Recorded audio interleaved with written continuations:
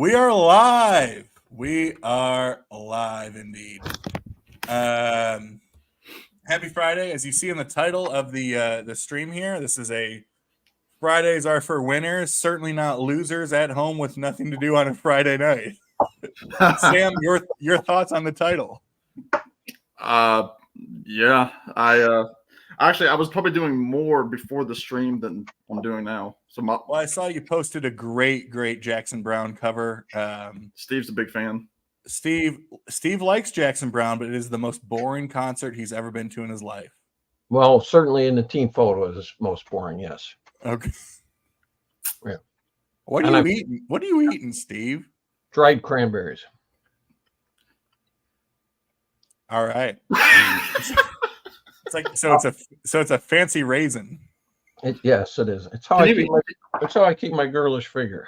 Can you eat dried cranberries with wine? Like, is that kosher? Is he Jewish? I'm not. I am not. Steve, just for you, I wore a Brothers hoodie. Except I put this on hours ago before I knew I would be seeing you. Hey, are you into that band then? That one that Anthony and I sent you to? I mean, the band with the four brothers. Four brothers, Sam. The band with four brothers.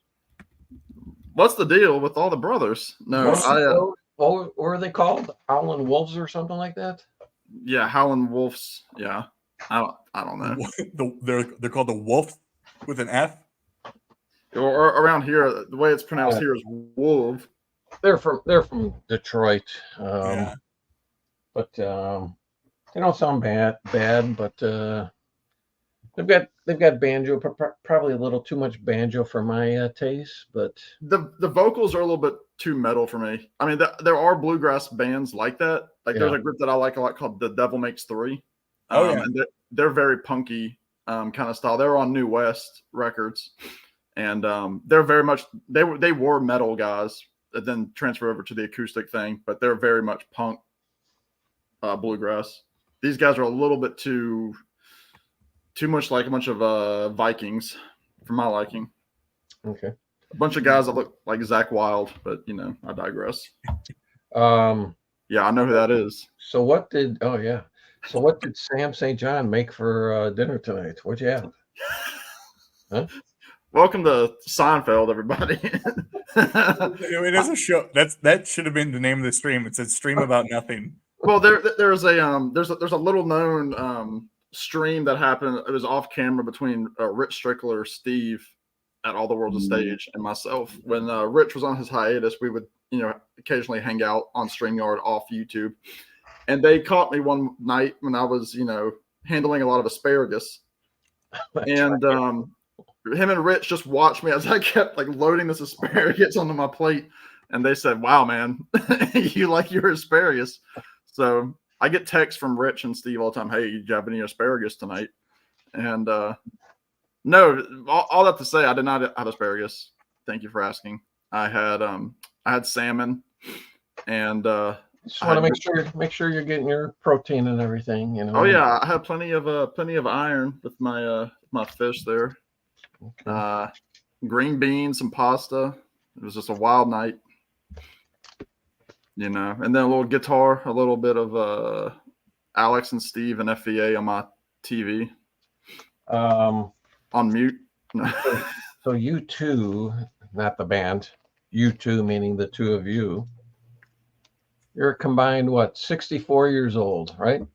63. Don't give me that year yet. Your birthday's like in 2 months. No. We don't. No. Okay. Well, 63. I have gray in my beard, so. Do you hope? Do you think the two of you combined are as wise as my 68 years? Huh? Well, what is wisdom? That's relative. No, wisdom to some people is jumping out of a plane once a week, but I think that's stupid. Okay, but here's the thing. This is a throwback. I remember my uncle, who was a fascinating person, and Carly, if you're out there watching, you'll appreciate this. My uncle told me, and this is true for probably me and Sam too, and this is not exactly the answer to your question, Steve, but I think plays a role, is that what he said was that basically, let's take Sam and say that he was my friend before, who he was referring to. He's my friend now, but he would say, he says, Alex, you need to look more like Sam, and Sam, you need to act more like Alex. And what he's really saying is that I'm a fat ass piece of garbage with a good personality, and Sam's a good looking guy with that has the personality of a goddamn hay barrel. And so, Gosh. You're just It's a like- you're the a poor point man is- named St. John, Alex. if you put us together, we would make a not a bad looking guy. Well, it's again to bring in Seinfeld again. It's kind of like when George and Jerry combined to make the one person to date women. Yeah. And George tells Jerry that he's like, oh no, you gotta wear this sweater. And as soon as he gets with the girl, he's like, oh, I love that color. Kind of like on Everybody Loves Raymond when Robert and Raymond made Brobert or Yeah. So- Raybert.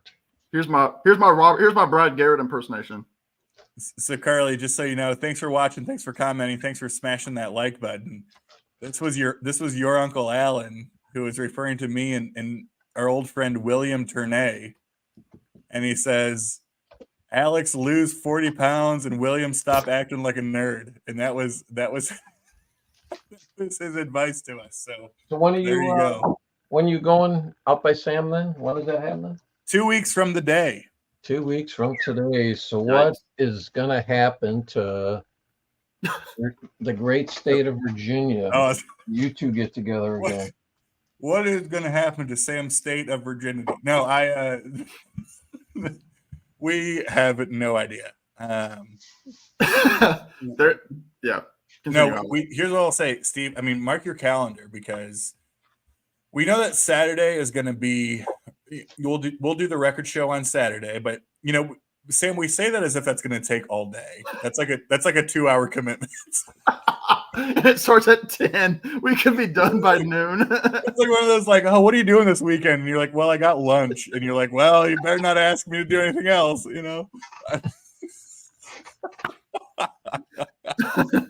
Well, yeah, because that happened last time. That happened over the fall. We did the record show, and then we went to a brewery. I we mean, just, granted, I was flying out that night. I got a whole extra day. we just hopped to different restaurants and Yeah. breweries. Sam, what's give us some context here. Oh, I just did it. I went. Yeah, he touched his chin. Oh, okay. I apologize for not knowing the reference there. Yeah, Um, a little decaf coffee on the whisker will never hurt. You have a favorite episode of Raymond? I like the one where the mother's annoying. Or what? I said I like the one where the mom is annoying to Raymond. That's a little joke. No, I never got into it. I never got into it the same way that my family did. I think that actual episode where they find out why Robert touches his chin is. That is a good episode. And I mean, I do like the Italy trip. I liked all that, where Robert hurt his butt. Didn't he? Really? Man, my wife and I, we think that's their 2 worst episodes. The trip to Italy. Oh well. Yeah. What's your favorite episode, Steve? Well, there's a number of them. When Robert goes black, okay. Oh gosh. You know that episode? Yeah. Yeah. Okay, yeah, I mean that's fantastic. The boob job, Mm-hmm. that's a great episode. The one with the suitcase where neither one of them put it away. Yeah, it's on the halfway up the stairs. Yeah, those are 3 that come to mind right away. So Well, see, Patricia Heaton, she's very good because we also, my family and I, watch The Middle a lot on ABC because that show is so much like our life growing up. It's just perfect. Her and what's his name? are we boring you, Alex? Neil Flynn. Yeah, I just I was like, what are you going to talk about? We're talking about Seventh 90s, early Heaven? 2000s television. I was going to say, y'all going to talk about Seventh Heaven next? Jesus, literally, literally, All Jesus. right, it's your channel, Alex. Take it away. I got nothing to say. All right. Oh, Oh, Oh, Oh. okay, Steve, just hit your craisins in a dramatic way. don't knock out the false teeth, Steve. Sam, I will ask. Sam, did you enjoy our Prague stream? Did Yeah. you take a lot of notes? I did take a lot of notes. So what are you running out to buy tomorrow? Well, if it was up to Steve, nothing with Geddy Lee really, especially when he sings high. Mm. That would be all the time. I don't know. Like, I feel like I know Genesis. They're their own beast, and I love both of the vocal inflections of Philly C and PDG. That's good. But I've never like given their early records much thought. I mean, obviously, like I've heard like the the '80s hits and that sort of stuff, and I've heard like Trick of the Tail, like the actual like title track. When Phil Collins looked like he was out in the streets. He was still balding then, though, with his little beanie. Yeah. You know what album you need to try is the very first Genesis album. It's a pop album. It's a pop album. I like that album. I love that. That is my third favorite Genesis album. Is it self-titled? Yeah. Well, no, it's called Genesis. Genesis to Revelation, which you would appreciate, Sam, as a man of God. Yes. Yeah. So, but yeah. But yes, very, very poppy. So let me ask, because we have some peanuts in the gallery and we have Steve on the stream as well. What have been your thoughts so far, without any kind of spoilers, for your little shindig of a contest that you've been running here? Well, I mean, the 5 entries have been outstanding. I mean, we've had Ben, Rachel, Glenn, Brian, and Matt. Mm-hmm. And they've all done very well. I'm really just kind of looking forward to Alex's entry to Gary's thread. Look, that's the day I quit YouTube. So I said that today's International Women's Day. Easy, Foghorn, Jesus. I mean, come on, isn't I mean, Marsha's here. She's willing to be one of the 5 women, I'm sure. Oh, gosh. Well, first of all, it's only 4 women, I thought you had to do 5. which actually helps. Listen, I don't like that whole sentence, Steve. This doesn't ring. Marsha's willing to be one of the 5 women. What, to be sacrificed? Like, what are we talking about here? Well, what exactly do you have to do? What is it? So I think it's 5 like songs to 4 women in the VC that you would want to take on a date, and which beer you would drink on that date, and which record you would play on that date. Okay. So that's hard. I was like, I can't even think of 4 women in my life, nevertheless in the VC. 2 of whom were me and Jason. Good one, but so it's just tough. I don't know, like and you know what? Here's to be fair, if there were people like Marsha, like what I mean by that is like people that I knew, that I was friends with, that I knew that knew my sense of humor, and great, but like there aren't, like there's nobody I talk to, right? And so I'm like, this is just a bad. This is just tough. So. Yeah, I mean, well, what's funny though what about Carly? Will she raise her hand? My sister? You feel good, Steve? Do you feel good about that? These are the cranberries at the bottom of the tequila bottle. The way Steve's laughing, Steve's got that. He's got the.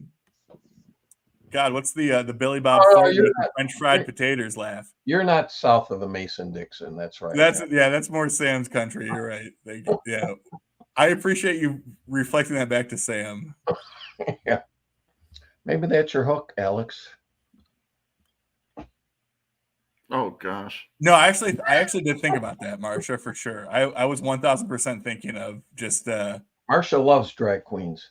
Yeah, I was thinking about feminizing Sam and the gang. Sam and the gang? It's like Cool in the Game, but like a lot whiter. And less cool. Yeah. And significantly less cool. Considering welcome to Friday night live stream. Yeah. I was like, yeah, besides us, I think there's 2 of them out there. What's everybody doing on a Friday? So Alex, you just came off a 9-day hiatus, which I mean, I even sent you a text just to make sure you were okay.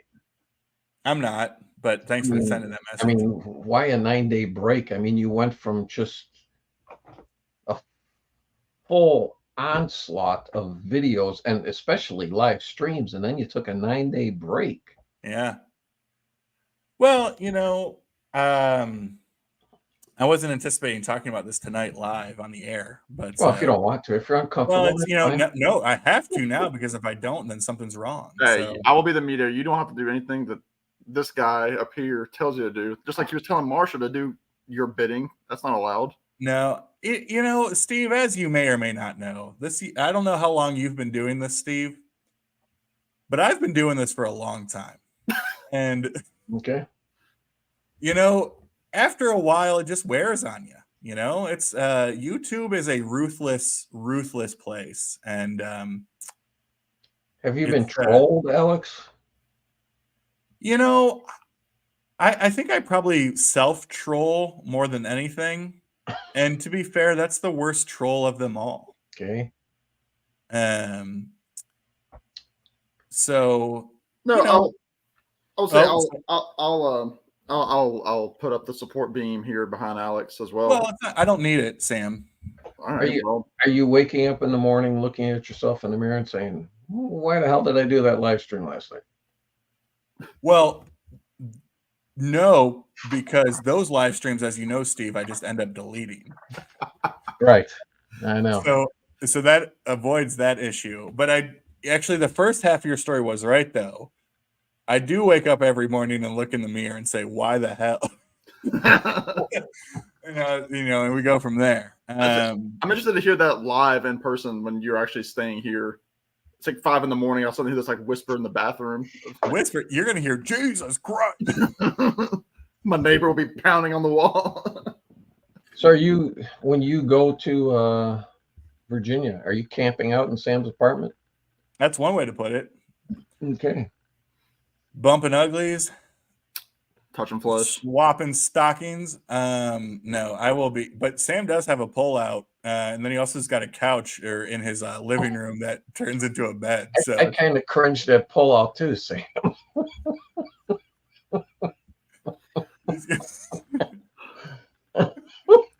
I was invited on the stream under false pretenses. Aren't these the type of comments that you two are supposed to be making to each other? Is that the whole thing here?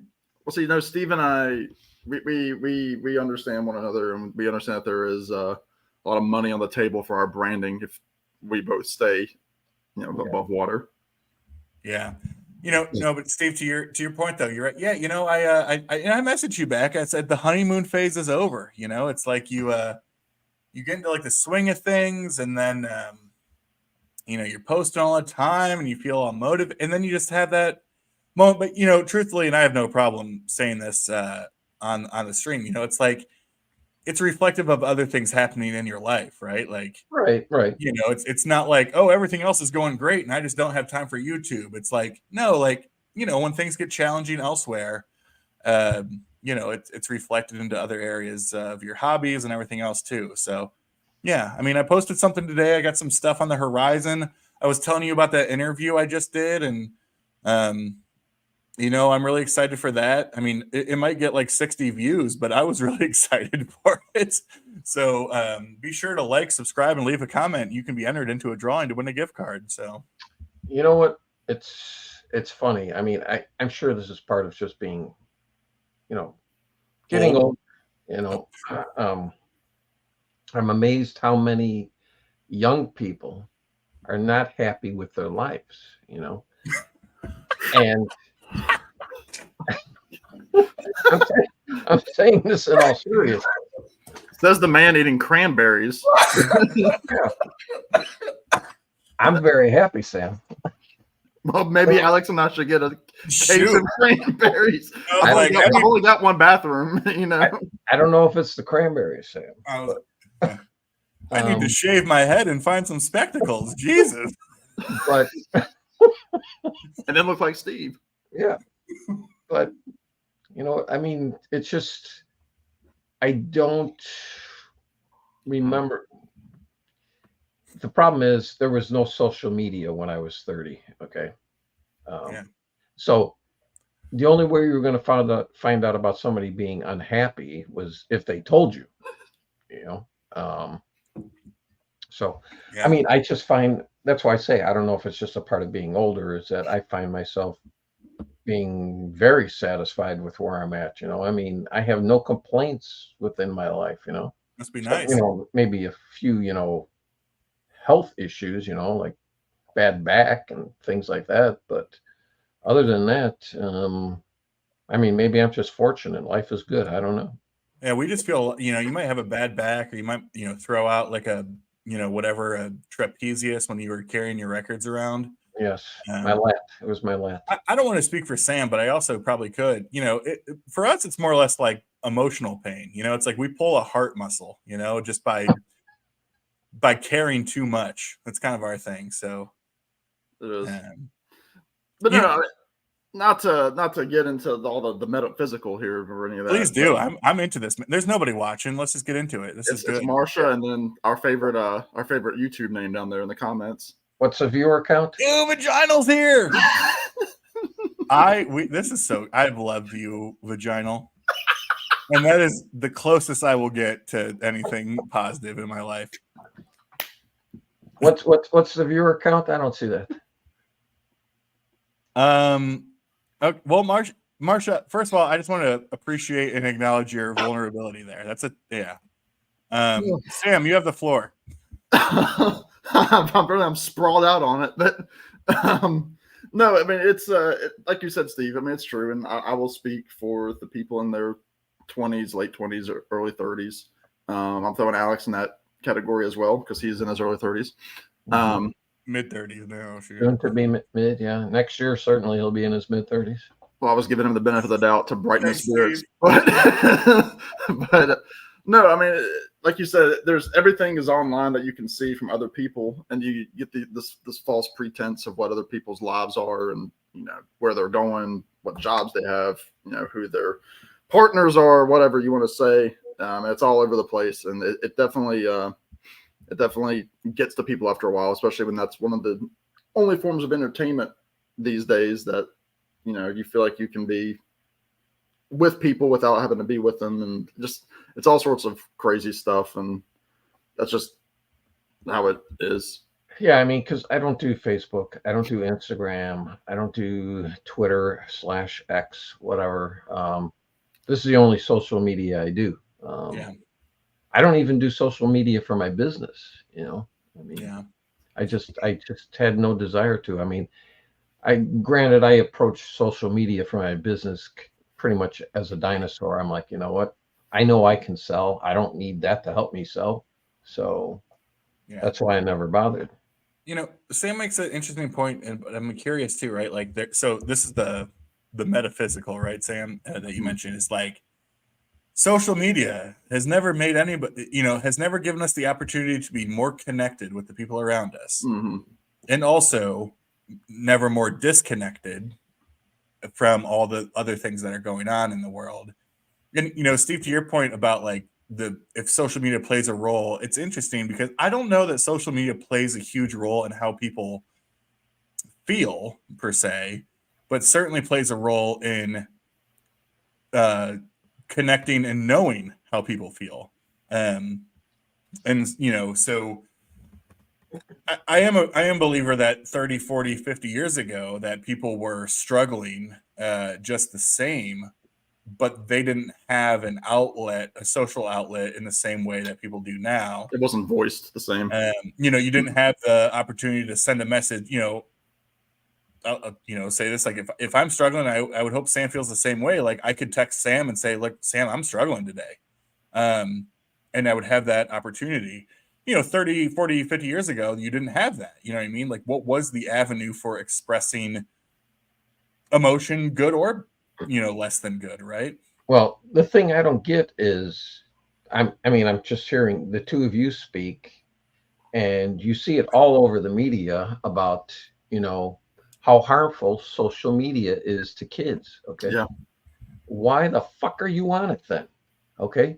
Just disassociate yourself from it. It's the FOMO thing, the fear of missing out thing, because again, like you can see. Sounds like you're in the fear of missing out of feeling bad. Well, see, that's the drug of it, which is the crazy part of it, because you have these opportunities, like like people are saying, like, oh, so and so announced on social media that a new album came out. And to bring it back into the VC world for a minute, like for example, and we're not going to go down this road, but like Taylor Swift at the Grammys, as soon as she won one of her Grammys, she went up backstage and shared the artwork for a new album that's coming out later this year. And the people that are diehards are like all over it. And if they didn't have the social media, they're feeling left out, and like that anxiety is kicking up. They would have found out the next day. They would have found out in an hour, within an hour's time, because some friend would have sent them a text saying, and did you hear about Taylor Swift? Yeah. And even with Sam's point, it's like even with, but Sam, because of his internet connection being below the Mason-Dixon, is still like 7 hours behind the rest of the world. Yeah, it's really only like 3 p.m. here. Because it's more like 1948 there. But the point is that no. No, I was actually thinking about this, Sam, when you were sending our little group chat the messages about the new Rhino high fidelity things. Mm-hmm. Yeah. I was like, Sam, I've been sitting on this for 6 hours, man. What I understand there's a lot going on out there, but I was working on my job. Never heard of it. I don't know what that's like. I don't know what that's like. I work for Steve now. Yeah, usually when I'm working, like, because I saw it on Facebook, and usually when I'm at work, like, I'm not on Facebook. Like, I'll get like the notifications, like if I get a message or something, but like I saw it on Facebook, like I think like on my lunch break or like my walk or whatever, and saw it, and I have a couple of different groups that like that kind of stuff, and I was like, hey, did y'all see this? And no, I'm just kidding. All I can tell you, Alex, is you could have made a worse career move. So. Well, okay, you say that because you know what I do. Sam knows what I do. Yeah. But it's not like this is working out for me. Like it's not like because the work I do that I'm presented with like a million options. I am the most single person I know. I mean, what am I gonna do with it? So are you, Steve? Let's to bring it to something. Are you a high fidelity man? Are you going to get any of those 2 Rhino records that were announced today? I didn't hear it because I'm not on Facebook or Instagram. Oh, well, you missed out. You missed out on so much stuff. Steve loves Candy. Steve loves Candy-O. Which 2 were announced? It's Candy-O and American Beauty. No, Cars have not held up well for me. And American Beauty, meaning Grateful Dead. Mm-hmm. No, I can't stand the Grateful Dead. Yeah. So, all right. How do you like that? Yeah, why don't you take that stick and shove it? That was a good topic. Yeah.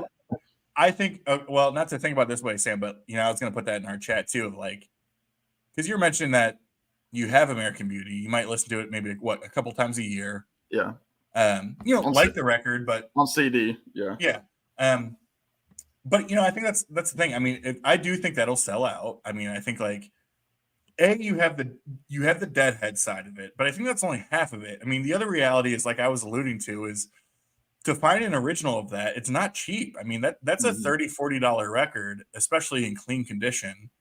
Anyway, and so I think a lot of people can rationalize getting the audiophile $40 version of it. And so even if you get it and you don't find yourself loving it or listening to it as much, like you'll at least be able to get your money back on it if you so choose that route. It's not like it's a it's not like it's a mobile fidelity one step that's going to retail for $130, but then get sold on Discogs for $70 a year later. I mean, that's the thing when you buy an album. I mean, do you even consider how many times I'm going to play this? It's an afterthought, no denying that. Yeah. Once you have it and you're a month removed from buying it, you think, okay, how many more times am I going to listen to this? But when you're buying it, you're caught. A lot of times you're just caught up in the moment. Mm-hmm. And I mean, it kills me when I go on Amazon and I see what I can get some of these box sets that I bought the day they were released. Oh, especially Dylan stuff. What they are, not the Dylan stuff. Madman Across the Water. I paid $200. You can get it for $100 now. Okay. Yeah.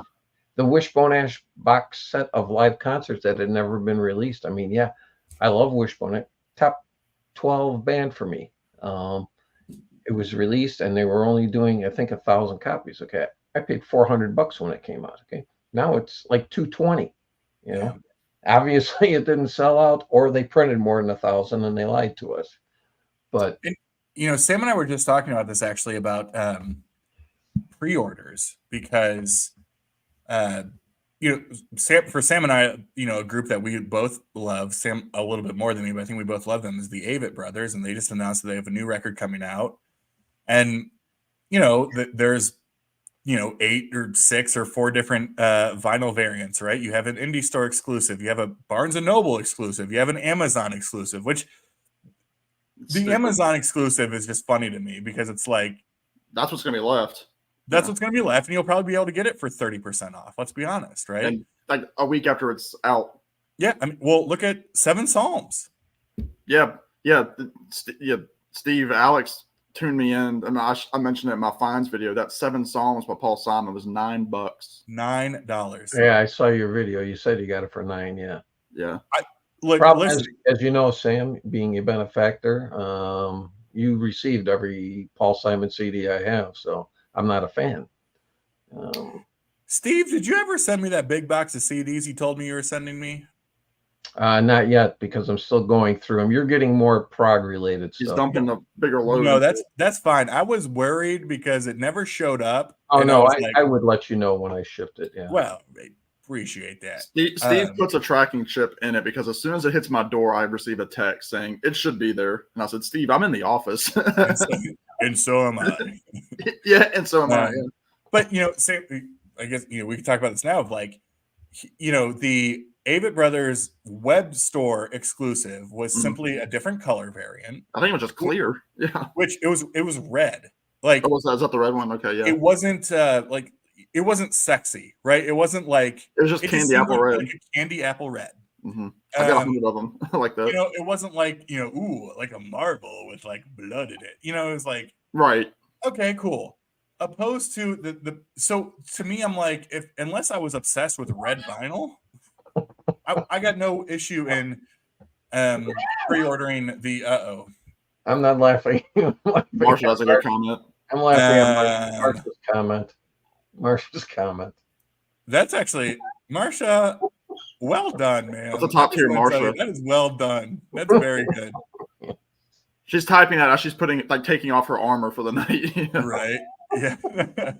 Yeah. No, I mean, that's the thing. It's like, look, if you take my fat ass to Taco Bell right now, I'm spending more than $9. So even if I don't love the record, I'm still buying that record for $9. Okay. Well, this is a different thing. I'm curious if the Judas Priest vinyl comes down at all. That a brand new record for $45. That's high, especially. I don't know that Judas Priest carries the weight to charge that dollar. Yeah, those metalheads are different, Steve. Is that? I mean, do they know that it's just a short run or what? Well, see, that's the thing. That's the thing, though, Steve. And I think probably to loop back around to what Alex was talking about earlier, that Avett record is $40 right now for pre-order. You pay shipping. It's going to be $7 to $8 on top. It's going to be a $50 record at your door. It's a 9-track record. It's not even a full 10. So it's a single, right? Yeah, it's a single record. Yeah, I think it has I think the web store might have like a booklet with some art prints by Scott, the artist, but $40 hurts, man. But again, like my point is like you sign that shit, I'm in. You want to give me some extra stuff with it? Cool. But this idea of I'm going to pre-order it from a web store for a different color with no tchotchkes or anything. Okay, I pre-ordered. I'm looking at my Amazon page right now. I pre-ordered Ian Hunter's new album. I ordered the LP and the CD. Okay, the one that's going on a record store day. The record store release has 3 extra tracks. Okay, but it's Defiance too. I don't know if I'll get that. So what I ordered was just a standard release on LP and CD with tax. That is $40. Okay. But that's the album and CD. And that's a single record? Yeah. But I mean, so that's 25 and 15 or 28 and 12, however you want to break it up. Yeah. Which to me is fine. I'm fine with paying that price. That's a new record. Yeah. For a new record. Yeah. Yeah. shout out to Scott down there in Florida. Scott, I will tell you, you will appreciate this. No, I'm not going to spoil it now. Sam knows because Sam's one of my dudes. But I was just telling Steve not too long ago, I have an interview that is going to be posting on my channel here this weekend with in my opinion, a very special person who you will appreciate big time. And along with the interview is a giveaway. So looking forward to you watching that. And the hint there, Scott, is that it is something that you and I have connected on in the past. So there is that. We all want tchotchkes, man. That's what it is, right? Like, it's like, yeah, I mean, and because here's what has also happened in the past is that it's the Taylor Swift thing, not to bring her up, but this idea that any artist will announce this big, massive pre-sale for a new record that is $40 on their website. And then they're going to charge you, by the way, because this is not lost on me and it shouldn't be lost on anybody else. They will charge you shipping, in which it will be media mail shipping, but they will charge you priority price, by the way. Yeah. They don't charge you $5.79 in shipping. They charge you $8, $9, $10. That was Lino today. It was $8. When media mail $6. Again, I'm splitting hairs here, but the point is that you're looking at a $50 bill by the time it gets to your door. And also the big issue is typically when you pre-order off a website, it doesn't even come on time. Sam, how long were you waiting for the Beatles shit? Oh my word, yeah, that just the red and the blue and now and then, weeks. And the joke is you could walk your fat ass down to your local record store, not pay shipping on it, get it the same day, and sometimes it's $3 less. Well, here's the thing. That was the big thing with Harmony Codex too. It took forever to get that. Oh, forever. I got mine off Amazon. Yeah. This is something I was disappointed in, and I mentioned this the other day on the live stream. I think at the beginning or toward the end, we were just kind of rambling. But Steve, this is the latest RSD Essential release. They put out, like a monthly record. I've told the guys the other day, I have the first Big Star album was an RSD release, which was kind of cool because it had like an Obi strip. It was pretty well put together. This was just released. Hey, Trevor. Nothing special about the packaging. It's just a standard kind of a flimsy cardboard sleeve. Yeah. The inner sleeve is just a paper sleeve. We hate that. So I had to use one of my sleeves to. What did they charge for that?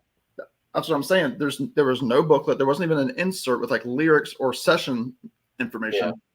$40. 40. You want to know why? Because the album is green. And for that piece of shit album too. Look at that. Jeez.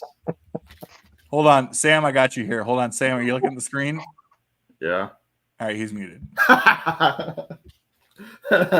Now Steve's gonna struggle to unmute himself. Let's see how he can smack his mouth eating those cranberries. Yeah. Zombie. Dolores. There you go.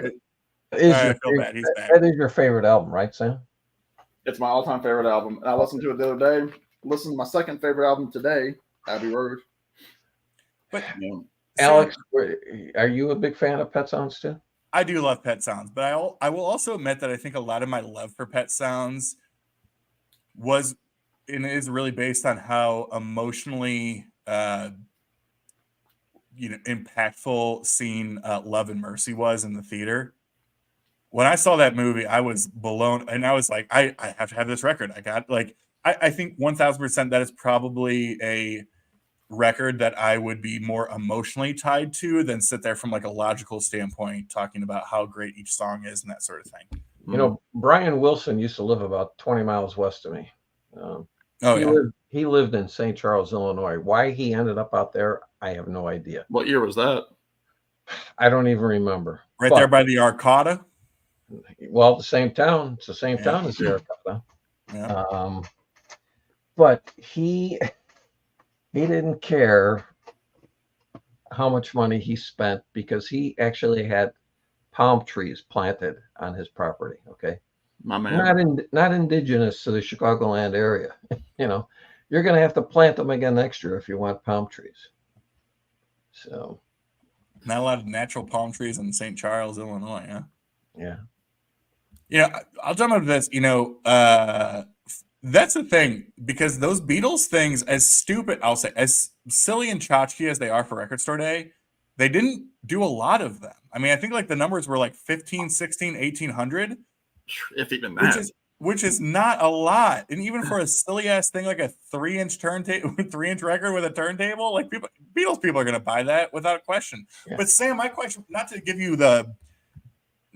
mansplain this to you on International Women's Day, for $40, you could have gotten, I think, like the Analog Productions version of Pet Sounds from Acoustic Sounds, man.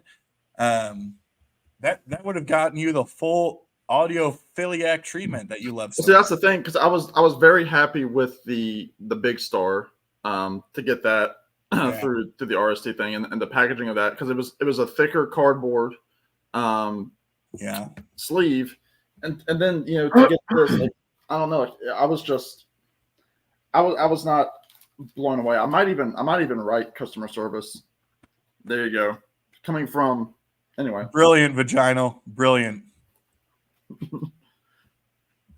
But yeah, I mean, the thing is, like, I've never owned Pet Sounds on vinyl ever. So it's not like I was getting this with like additional copies. And my goal over time, because again, y'all know I'm not a long-standing record collector. Like, it's been really since like 2021 that I've really gotten into it. And my goal is at some point to have my top 10 favorite records on vinyl. I think I might have 2 or 3. Like, I don't have many.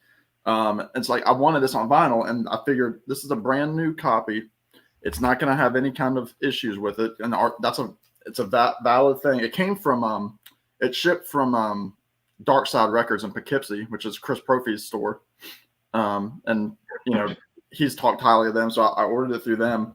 And it was $40 with shipping anywhere. So yeah, I don't know. It's just it's frustrating. It's not a remaster. It's not like a new Kevin Gray cut or anything. Yeah, how does it sound?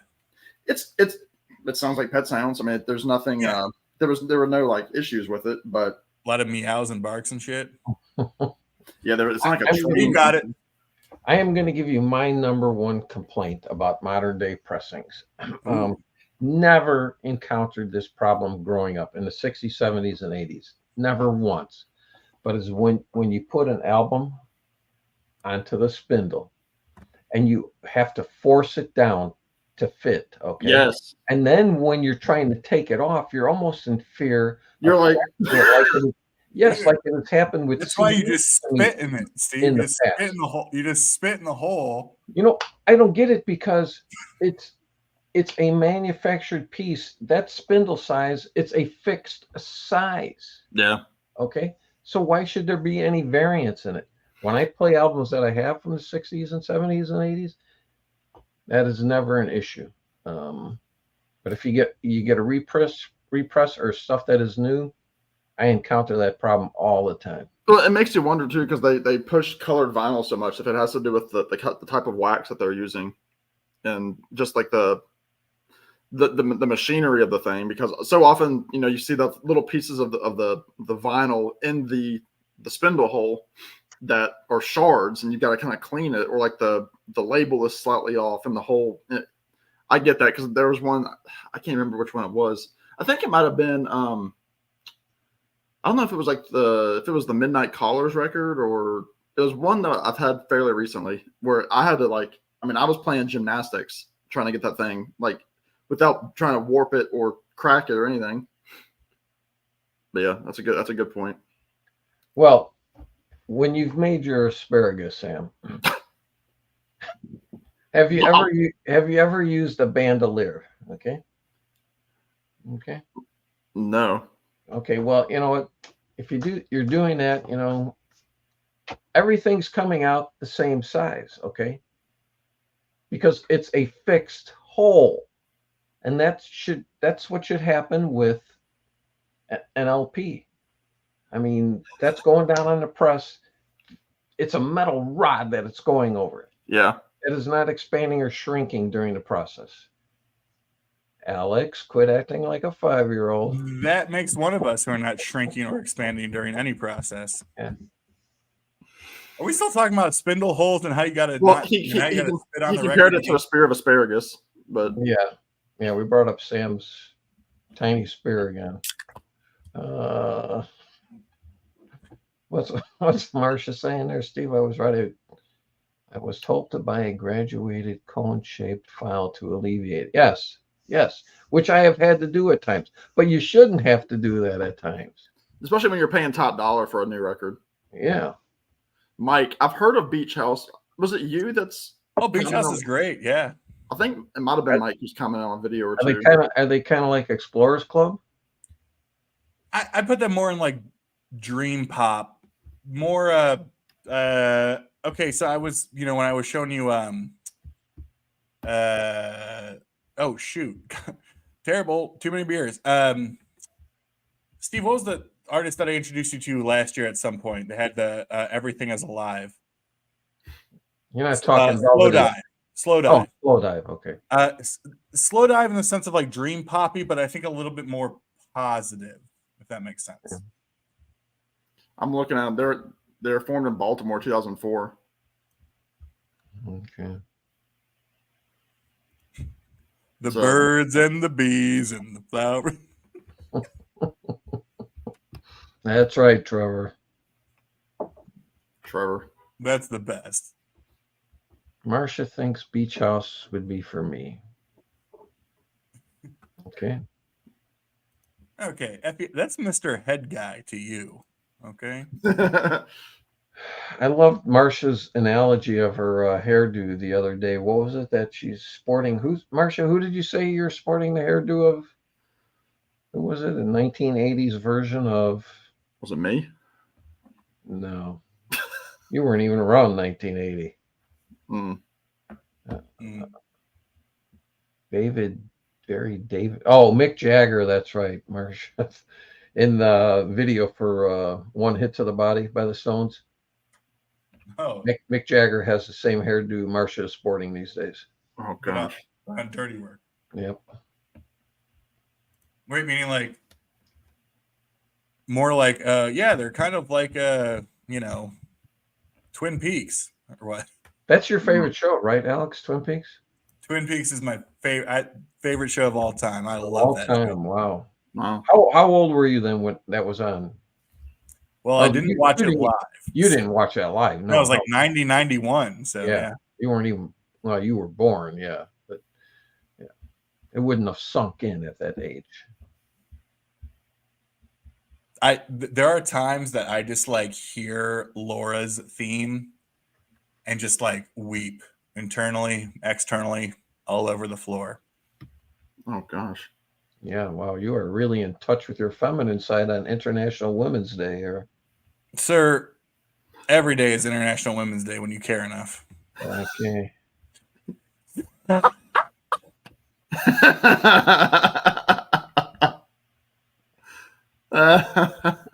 thank you, Carly. You are dead right. Ma.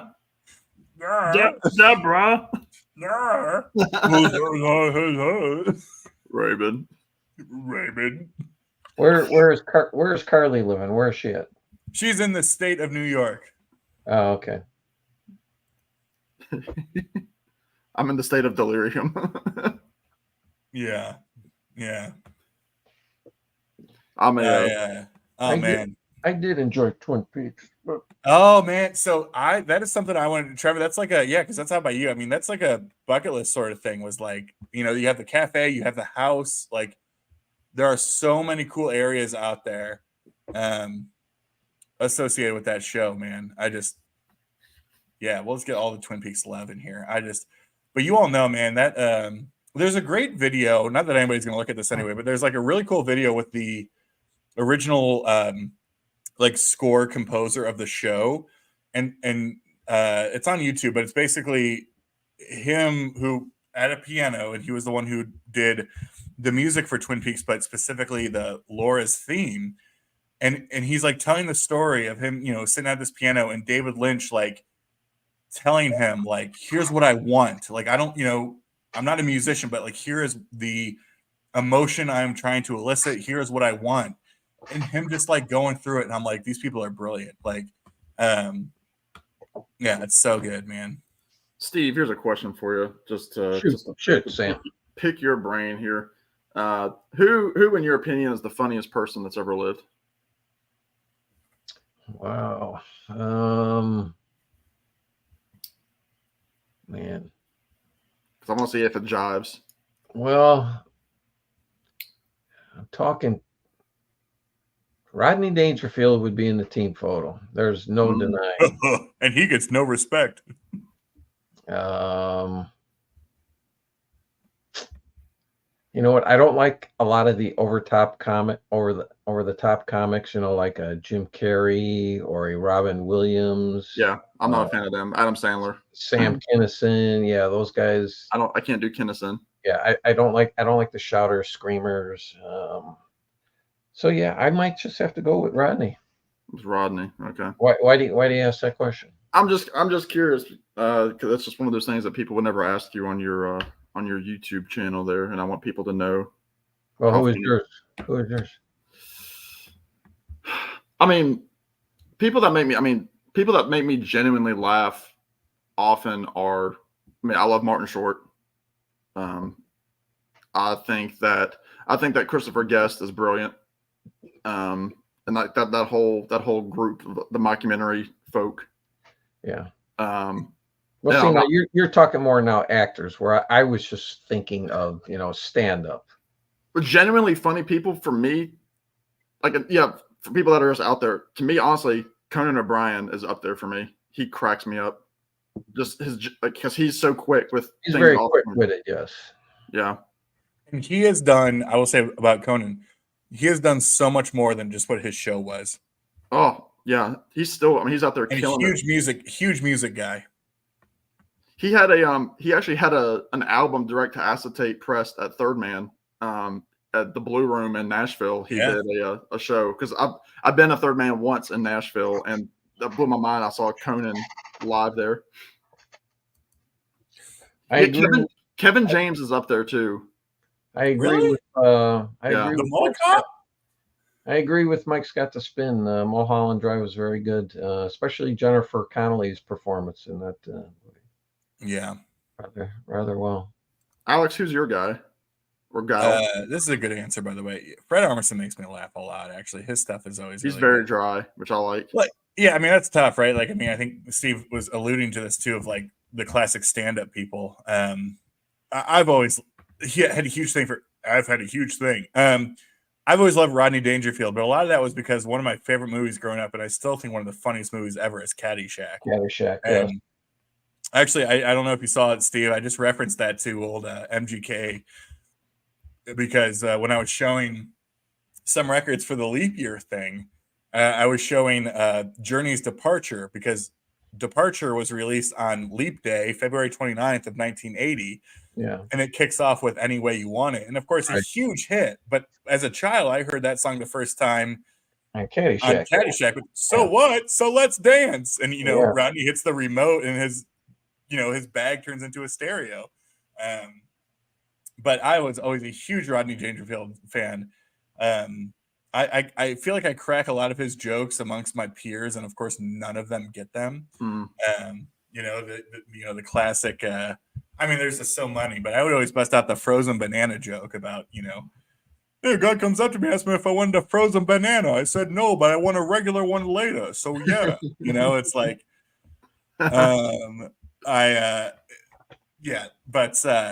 I'll say too, from a stand-up standpoint, I know it got probably a little bit old and dry and all that kind of stuff, but I still, just because it's my comedy, the Mitch Hedberg stuff, I still laugh my ass off at. The whole, there should never be a sign that says "Sorry, escalator broken." It should always just say, like, "You're welcome, escalator now stairs." It's like just all classic, one-liners. This jacket's dry clean only, which means it's dirty. I mean, it's like. I'll tell you who's really coming up in the ranks for me is Norm Macdonald. That dude, I love that draw stuff. He's just so funny. I mean, and Carly mentioned. I mean, obviously, the Larry David and Seinfeld stuff I love. Like I love it. I'm not talking about the show. I'm talking about serious, like just his stand up. Because I've seen Seinfeld before. You've seen Jerry, right? Yeah. Yeah, I saw him in 09 or 10. Oh wow. Yeah, I saw him in 15 or 16. Yeah, he came back on that. I think that 16 tour. He came back to this area, but the tickets were just like ungodly. Like they were just like, Yeah. I can't. I've seen him before, and I can't pay that much for an hour of Seinfeld. So Well, yeah. The problem, the problem you got with every being- season at home. problem with I've always found, at least, when you see a stand up live, you walk out of there and it is hard to remember all the lines, yeah. Sure. Well, to me, that's you what forget everything you laughed at. maybe. I mean, you can make fun, but that's what that was always the joke with Bob Hope. You know, I mean, he was one of those early kind of mundane humor kind of guys. But they said the genius of Bob Hope was that he does not have like a single joke that you can repeat back because he was always such in the moment and was so topical of that time. You scratched my anchor. I think one of the best things you can find on YouTube, though, are the Dean Martin celebrity roast. Oh, Don Rickles. There you go. Yeah. I mean, That's the guy. That's the guy for me. You got Don Rickles and Foster Brooks and I need to go back and watch the Faulty Towers stuff. Faulty Towers is fabulous. Yeah. Barney 'Cause- Miller, I've tried watching and it hasn't held up for me. That was a favorite. That's a favorite of my mom and her siblings was Barney Miller growing up. Yeah. I know I loved it growing up, but for me, it hasn't held up. David Cross was a comedian? Patton Oswalt. Oh, like I've never seen his stand-up stuff. Sailing. Okay, there you go. Yeah, I've never seen any of them do stand up. I've just seen them all in like sitcoms. Yeah. But yeah, I mean, that's kind of the thing is like some of these people are just brilliant, writers or actors, and they, it's a very different sort of. Well, see, that's why I'm okay with throwing Martin Short in there because he's so quick, even at just interviews. And if you ever read his book, I mean, that's what he does. He has a fantastic book. And watching, again, to make me cry laughing, the Jiminy Glick stuff that Martin Short did to me is. Oh, the Jiminy Glick stuff is out of control. What? Sometimes So I find that by eating more, it helps it go down. That is. Boys, want to go for a steam. Why didn't we have this connection? What would you say? It's just like even in those, you like read that the actor, the celebrity that they're talking to is like, what is going on? The Ice Cube one is hilarious, and Mel They're Brooks. so uncomfortable. Rich is right. Albert Brooks would certainly be up there too. He is fantastic. Rest in peace. No, he's still with us. Never mind. Yeah. But, He's not fun. well, I think the other. Sam. I think the other three are gone. Yeah. Well, in Gilbert, we lost just a couple years. Really? A few Yeah, years yeah. ago? He was only in Very- his 60s. he's very recent. Yeah. I used to like George Carlin. Then we went to see him live probably, I don't know, 15, 20 years ago. He was so bitter. My wife and I went with another couple. The four of us looked at each other and said, "You want to leave?" We were like, "Yeah, let's go ahead." We left well before the show was over. But I did like George Carlin growing up in the 70s and 80s, definitely. But again, that's I one did of the. not see or hear about this.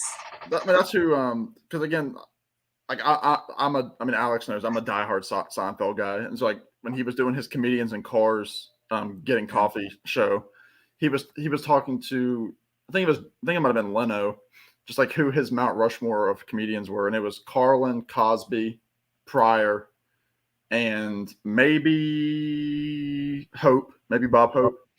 But he was talking about like how he thought like the standard of comedy went down so much after like he's like you look at guys like Dangerfield who like completely changed his act like in the second part of his life where he like started doing like the Hawaiian shirts and like he brought in it was just it was like a cruder humor, which Jerry's fine with, but he said like it brought down like the level of his comedy, like it just brought down the class of it.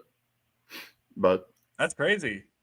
Because Scott, was that New York? I know aren't you from New York, but you live in Florida now, but you're like from New York, right? I could be wrong. Let me know. I don't even know who Nick Swarden is. Who is Nick Swarden?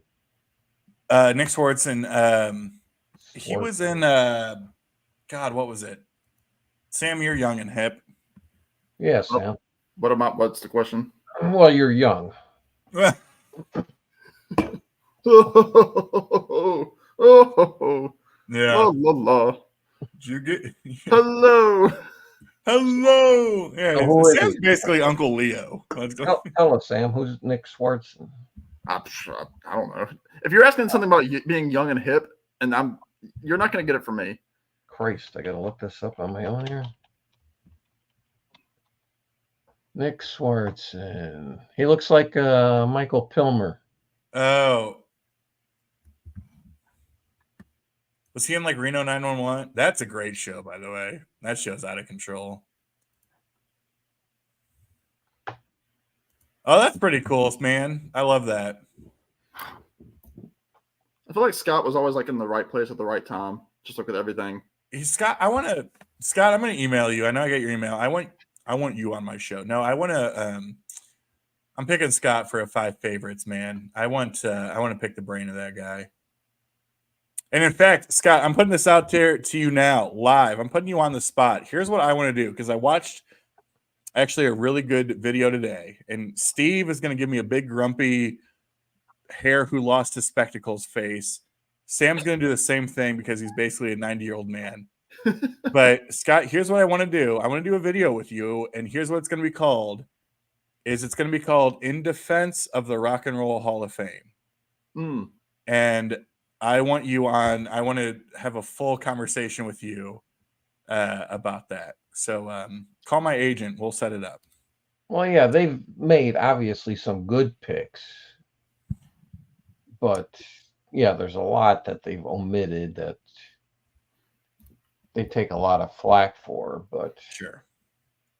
I'm not gonna I'm gonna open up the can of worms. I don't want it to get opened up, but I did see something funny today online. Whether you agree with it or not is up to you, but I thought it was funny. It was a picture of Nikki Sixx, and it was obviously edited together. It's a picture of him with Taylor Swift, and it said, "Who gets into the Rock Hall first?" Well, I'd pick Taylor. She'll be like Dolly Parton and do a rock album when she's announced. yeah, because what you have to be 25 years removed from your first release, right? Yeah. I love what the Gallagher brothers are saying, kind of in their own respective camps, just talking about it's ridiculous. They're like one of the last ones in the fan vote that are going on right now with Oasis. Which doesn't, you know what? What's so funny? I think this is important, and I don't want to go down this rabbit hole, but I'm obviously saying this implying we're already talking about spindle holes. Yeah. Is that so? The Rock and Roll Hall of Fame, in its induction ways, is not just for artists who are big in the United States, right? It's for it is supposed to be a worldwide thing. And what's so funny, I mean, like so many other artists, like Oasis was like I'm not going to make that comparison. Oasis was huge in the UK. Mm-hmm. Yeah. Significantly bigger than they were in the US. And so it's interesting, 3 Americans talking about Oasis. It's almost like the same way that we would talk about Slade. It's like, I mean, people in the UK feel a way about Slade. It's very different than most people outside of probably Steve and I feel about Slade. But oh no, see, Sam, you've unpacked the worms, as they say. Yeah, we're not going down that path. My money's on Taylor too. Well, yeah, but that's because you know how I feel about Motley Crue. And I mean, Sam, I know you're loving Dr. Feelgood. I know that's been spending a lot of time in your CD player, but I need a CD player, boys. So Their biggest problem was ever naming it the Rock and Roll Hall of Fame. They just should have called it the Music Hall of Fame, and they would not get anywhere near the blowback that they receive now. Point counterpoint, Rock Hall. That's true. Well, that's what's so funny is that I especially love watching interviews with Noel. He is great. Liam is hilarious. And Liam, I just got the CD. I haven't listened to it yet. He just put out that album with John Squire a week ago today. And John Squire wrote all the songs and plays guitar on all of them. I don't know, because I don't know that. No, because he's already like 80 years old. So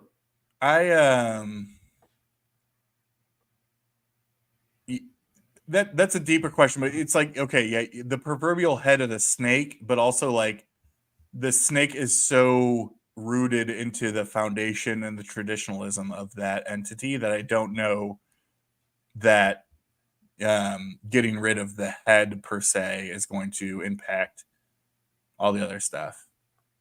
And that's actually true too. So it's just gonna buy the freaking thing. I mean, hell, why not? In fact, I mean, Travis Kelce's from up near Cleveland anyway. It's perfect. Slade made a lot of things cool, but the biggest thing they made cool was Quiet Riot. So, there it is. You know, I will say this is funny. I love Eddie Money, but it's funny that that's the artist that you. That too. Yeah, that Of too. all the Rock and Roll Hall of Fame snubs, You've planted your feet into the ground. we're gonna go with "Take Me Eddie Home Money. Tonight." 2 tickets to pit. Yeah, we're gonna go with "Give Me Some Water." That's right. I love it. No, I'm all in, Scott. And no, because I'm going back to the a comment that you left on his a stream got a month ago at this point, and it's something that I've actually thought a lot about, and I want to talk more about. But yeah, let me get in your inbox, as they say.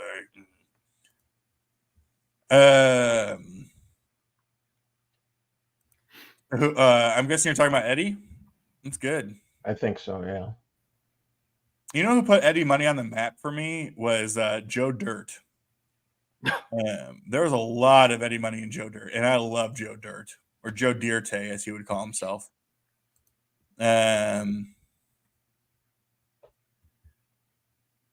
Yeah, no, it was bad.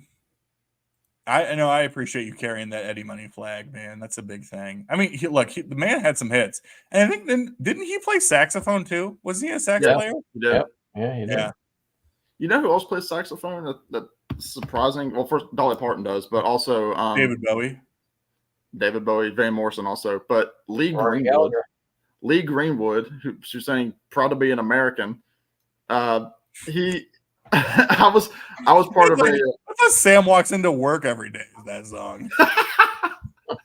No, when I was volunteering at the music venue here back in 2017, he was one of the free shows I got to go to, and like I was like, this dude can play some saxophone, like that 80s like smooth saxophone. I was like, wow, Lee, he's proud to be a jazz meister.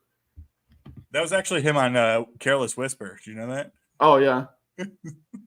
Well, I get where Mike says he sold 28 million records. Oh no, and again, hey, Mike, listen. And I don't know that necessarily has to be a part of the criteria, because there's plenty of people who have been inducted who did not sell 28 million. I doubt the Zombies sold 28 million records in their end, and I love the Zombies. But I mean, that's a lot of what they're going with now. It's like, well, here we are. We're in the rabbit hole, I guess, right? It's like, yeah, and plus the measurement of sales changed once the internet came along. So, dude, Trevor's on fire. I just want to have a moment for the Trevor. Sam, you seeing this? be a woodwind. Proud to be at a woodwind. Yeah. Well, look, I mean, again, no disrespect to Eddie Money. It's just that a lot of people are like fighting for Iron Maiden or Jethro Tull, or I don't know. Well, Kiss still aren't in, right? Yeah, they're in. Oh, that was the last time all four of them were in the same room. Oh, okay. Because remember, that was the big deal, and they played, but it was with Tommy and Eric. Yeah, I mean, it's been so long since I've watched an induction. Again, you didn't think I knew that, did you? No, but I didn't realize until recently that you're a closeted Kiss fan. Yeah, the problem is though, Sam, when he says Eric, he means Eric Carr. So, not singer, hardly know her. Okay. Or my distant relative that was in Kiss at one point. Give me some water. I do like Eddie Money. I can't lie. If I could walk on water. When it comes to Styx, I don't know, Mike. I know they did. How many records? How many records they sell? I know you don't like them anymore, Steve. Yeah, I know they did. I know they're one of the top 3 bands of all time. Apparently, I mean, come on, Great Illusion and Piece of Eight sold billions, right? Yeah, I mean, those albums sold big time. Just they're another band to me, like the Cars. The music has not held up well. But I'm going to tell you this again, Steve. So I was traveling on Monday, Tuesday this week, and I knew it was always a record I had heard of, but I never actually listened to it. But I listened to it on my travels, and I was blown away. And I know I recommended it to you before, Steve, but Styx's last two records, The Mission and Crash the Crown, are fabulous. Fabulous. I mean, I'm not talking about like Cornerstone or Paradise Theater or any of that kind of stuff, or even Cyclorama. Those are not fabulous albums. So, but no, I mean, there's definitely they got some good juju going on now for sure. So, if you were to give those a ranking of 1 to 10, those two Styx albums you named, what would you give them? I mean, I'm assuming Grand Illusion is your favorite. Okay. If I gave Grand Illusion a 10, would you give it a 10? That's a 10 for you? Grand Illusion's a 10? I think Grand Illusion's a perfect album. Yeah. Okay. And I'm unlike Sam, where Sam only says that he can only give out 10 perfect album scores. Right. Whatever is in his top 10. Yeah. Whatever's in his top 10. Yeah, you know, he's like, there's no such thing as more than 10 perfect records. I'm Sam. Right. That's right. Okay. So then where are you ranking these two? What score do these two get? I kid you not. You're gonna shat your little pants over there, Steve. Yeah. If Grand Illusion's that he signed off. If Grand Illusion's a 10 and Pieces of 8 is a 9, The Mission and Crash the Crown are easy 8.5s. Okay. Maybe 9s. They're that good. They're that good. Well, there you go. Mike's lobbying for Styx, and he's only giving Grand Illusion Pieces 8 and 9. I mean, here's what I appreciate about Grand Illusion. Grand Illusion is sequenced like a moving pictures. Your side A is the hits. Your side B is like the proggy deep cuts. So you're giving Grand Illusion the same score as that Dream Theater album you showed earlier. Well, okay, but records can both be. Hold on, sir. Before you raise your voice, by the way, let's just take a breath. Hold on, need a drink.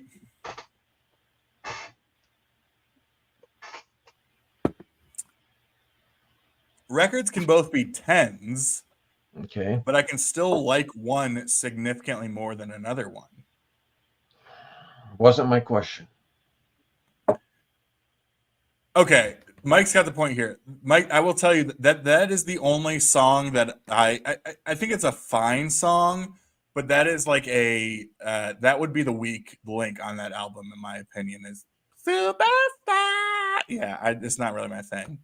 But I will say, Dan, I love that early Wood Nickel stuff, and Steve, I know you do too. Yeah. Yes.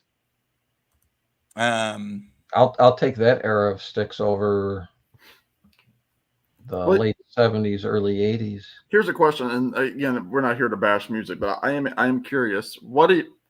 How many records of the records that y'all own are 10 out of 10s? Now, I'm not talking about like in the world, because I'm sure that there are millions of 10 out of 10 records. Right. You're just asking what's in our possession. If you were to pull out your all of your records and get them all scoring between a 1 and a 10, how many 10 out of 10 or percentage would you? Well, see, an album like Abbey Road, which I love, it's a fantastic album. I can't give it a 10 because of Maxwell Silverhammer and Octopus's Garden. I give it a 9.5. Which is a common case amongst people with that album. Yeah, you dump those two songs, it's a 10. My favorite Beatles album all time is Help. I'll give that a 9.75. Because of Dizzy Miss Lizzy? I love Dizzy Miss Lizzy. That's one of my favorite tracks on the album. Fine woman. I hate Yesterday. That's right. You and Rob. Yeah, I hate Yesterday. So you hate Revolver too, don't you?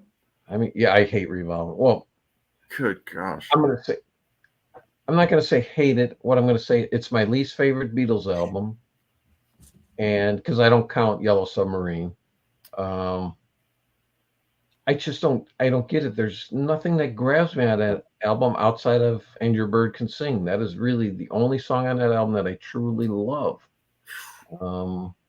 So, But but I do mean, you? 10s. If I'm going to give 10, yeah, I'm going to give Dark Side of the Moon a 10. I'm going to give Crime of the Century a 10. I'm going to give. But not to interrupt your thought process there, Steve, as you're I'm going looking to at give Who's Next a 10. I'm your going to give wall of Queen. I'm going to fame give. over there. I'm going to give Queen 2 a 10. I'm going to give Aqualung a 10. That's fair. I'll agree with I'm that. going to give Machine Head a 10. I'm going to give Ram a 10. You know what? I will say, you know what album, Alex? I don't know if you know this, that I gave. That I recommended to Steve because I recommend half of his music tastes. Steve is a big fan of the Andy Gabbard album. That is a good album. Cedar Is that City. true? Yeah. That is a good album. We got another one coming out here in a few months. But like I was telling you, Sam, apparently that is going to be him as from the horse's mouth. Him quote unquote, him leaning big time into his big star influences. Which I'm excited for. Have you listened to Gabbard Brothers yet or no? I know you said you never. No, I was working. Yeah, that's really stopped you in the past.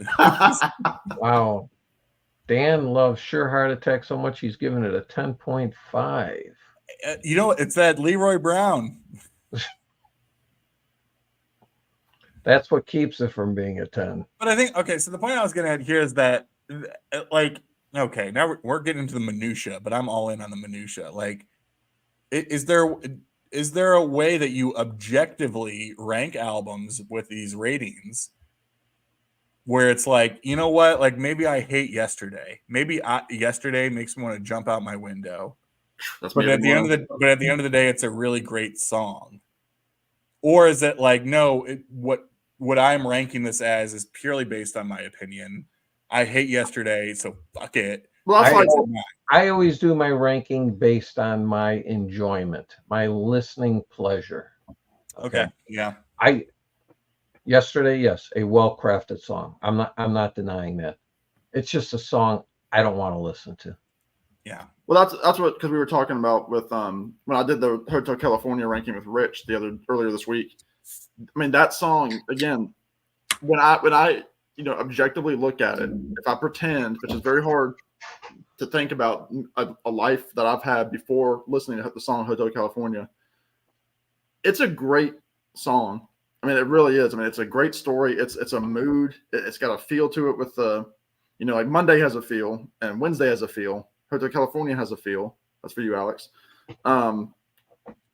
But it's like maybe like the dual guitars, it all fits. It all sounds like California to me. But it's on that cliff of songs that I'm just like, it can go, it can disappear. Bohemian Rhapsody is on that list.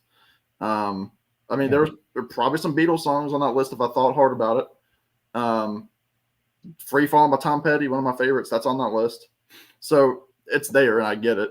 I'm not really sure where I'm going with these ramblings, but I guess I'll say I get it, and I can understand why your favorite Beatles album is a 9.75. Yeah. And they're your favorite band, Steve. I know you don't talk about them because they're talked about everywhere. No, I mean, I came to realize that Black Sabbath is, once again, okay, here, talk about splitting hairs. Favorite band, most important band to you. Black Sabbath is the most important band to me. Yeah, get it. If you're going to put me on a desert island and I can only have one discography, is it the Beatles or Black Sabbath? That's a really tough decision. Let me know when the plane's leaving and I'll give you my answer. See, there's a video for you, Steve. I mean, again, not a bashing video. I know you're not, the Beatles videos are their own thing, but you don't have to use the Beatles. Like two artists that, when it comes down to it, what are you going to pick? Which kind of goes with like the spin on this thing that went to the archives. Sadly. Rich's point, I appreciate Rich's point here because it kind of puts like it puts a definition to it. But like, okay, so that's for every 100 records, 2 or 3 of those are a perfect 10. That'd be a lot of 10s. Or not. I don't, I mean? Like, I don't know. I'm probably more I mean, we Well, know I this. mean- I am more fair and more open-minded and more inclusive than at least you two. We'll see, Rich. Again, this could be a thing here. This could be a thing. Rich, I would be interested for you to do a video again because you're coming back into the YouTube world.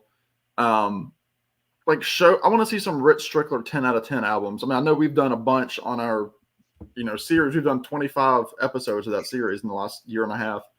And I don't recall you because Rich is a tough grader, as you know, Steve. Yeah. And I just want to know if Alex is okay. Did he tear a rotator cuff there while he was patting himself on the back? Huh?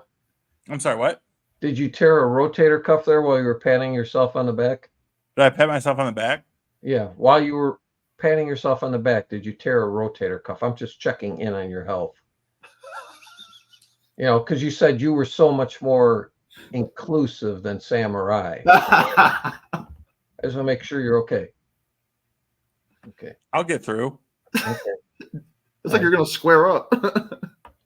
Go ahead, Sam. Go ahead, No, Sam.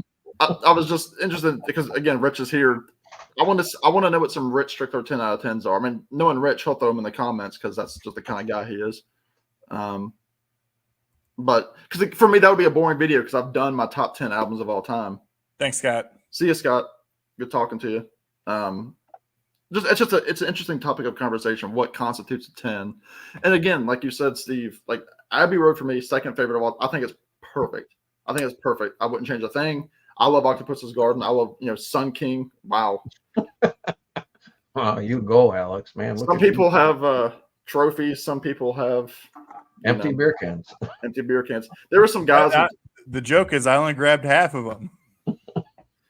There was a guy in college who he did dip, and he had the dip all around the trim of his dorm room. Like every time he finished a can, just all around it. It was wild. That's the grossest thing I've ever heard. Well, yeah, he was from the Shenandoah Valley of Virginia. But I don't Actually, know. Mike's got the spin.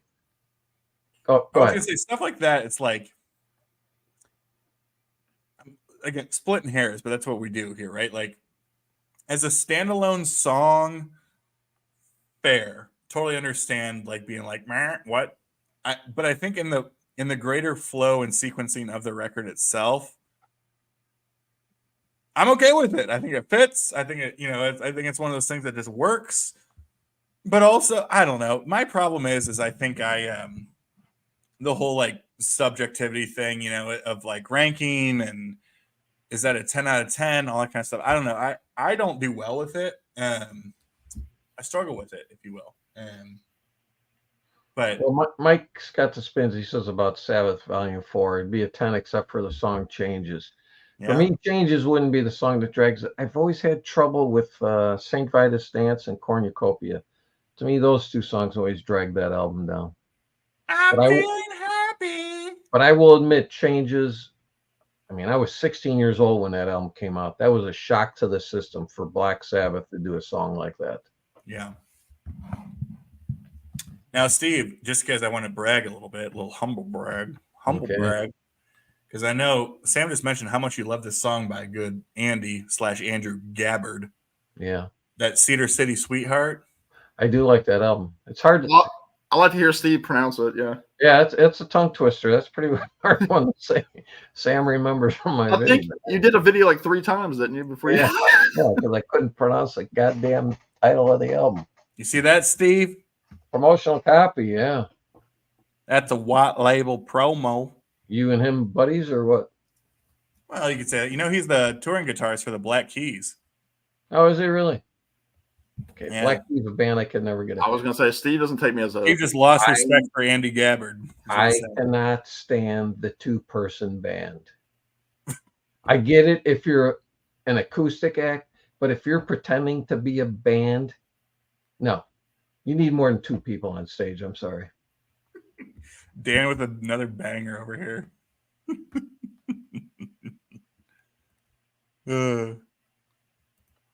Well, that's one way to put it, Richard. Yeah. Another way to put it is that I have a problem. No. I've got a big problem. I got a problem. What was the question? No, that's good stuff No. right there.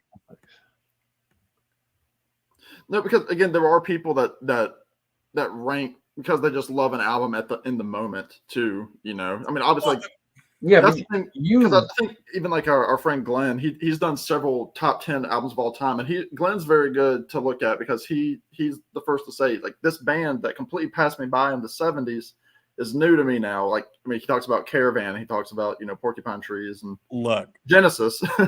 Look, Sam.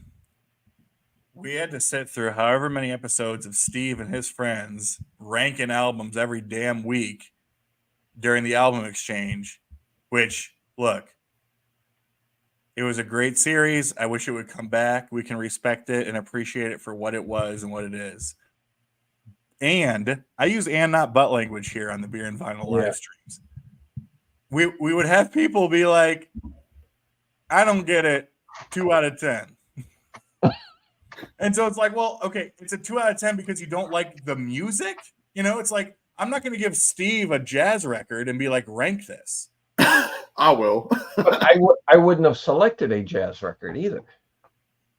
Unless it had Tommy Bolin on it. Well, that's. Do you like Spectrum? I like it because of Tommy Bolin's contribution. He rips on it, man. He rips on it. Yeah. But Sam, okay, back to the perfect 10s, okay? Speaking of perfect 10, speaking of a perfect 10, Sam. Sam has 10 of them. Okay, so you've got Pet Sounds and Abbey Road. What are the other ones then? Blood on the Tracks is number 3. Okay. I can't do them in order. Graceland by Paul Simon is up there. Oh, wait a minute. I actually have your list tattooed on my forearm. I thought you might, or your upper thigh. What am I thinking of? Okay, go ahead. Traveling Wilburys Volume 1 is up there. That's an amazing one, but I know it was important to you. Yeah, again, that was the ear opener of records for me. Like, that was it. I mean, people are gonna hate me for it, but the album "Born and Raised" by John Mayer is up there for me. And again, another very big, like a Samism, is the album "Christmas Card" by the Statler Brothers. Again, a very, very important album to me in my life, and it's one that I never ever get sick of. How many is that? Is that 7? 6 or 7, yeah. Shoot, it's too late for me to actually think about what the other ones are. If I were to make up, you start over. I want to hear them all. Oh gosh, I've seriously thought about doing this, making up my list of because I've seen this. Well, also because of the lists I see people doing, the videos about the 10 most important albums in my life, or whatever, the 10 albums that changed my life. Okay? It's a very original idea, Steve. Yeah, and if I were to make up a list of 10, I know my 10 favorite albums would really be a list of 90 or 100. So the other two. I don't know if I could pare it down to 10. Let me give you my top 10 records as of, again, this is an older list. This was created September the 29th, 2022. All right. So number 10 is Christmas Card by the Statler Brothers. Okay. And number 9, What's the Story, Morning Glory. That's a perfect record to me. Graceland is number 8 by Paul Simon. Born and Raised by John Mayer is number 7. Full Moon Fever by Tom Petty. Again, a very important album to me. Odyssey and Oracle by the Zombies is number 5. Traveling Wilburys is number 4. And then Blood on the Tracks, Abbey Road, and Pet Sounds. Okay. I can make an argument for What's the Story, Morning Glory out of those 10. Interesting. That's interesting that you would pick that, because that one and the Mayer one are the two, the newest ones. Well, and also normally guys my age do not like Oasis. Glenn hates them. Yeah, because or doesn't want to give them the benefit of the doubt. They're self-proclaimed Beatle ripoff artists. So I know a lot of people just don't like them. I have their entire discography. On What's the Story, Morning Glory, and Champagne Supernova. If Wonderwall's on it and it's not a 10, okay. Yeah. Dang. Yeah. Yeah, I love Cosby. Night, Trevor. All right. Good night, Trevor. It's 8:30 there. You gotta get to bed. Well, he gets up at like 2 a.m. No, I know. I'm just messing with him. So. You don't need to back up your boy, Steve. I get it.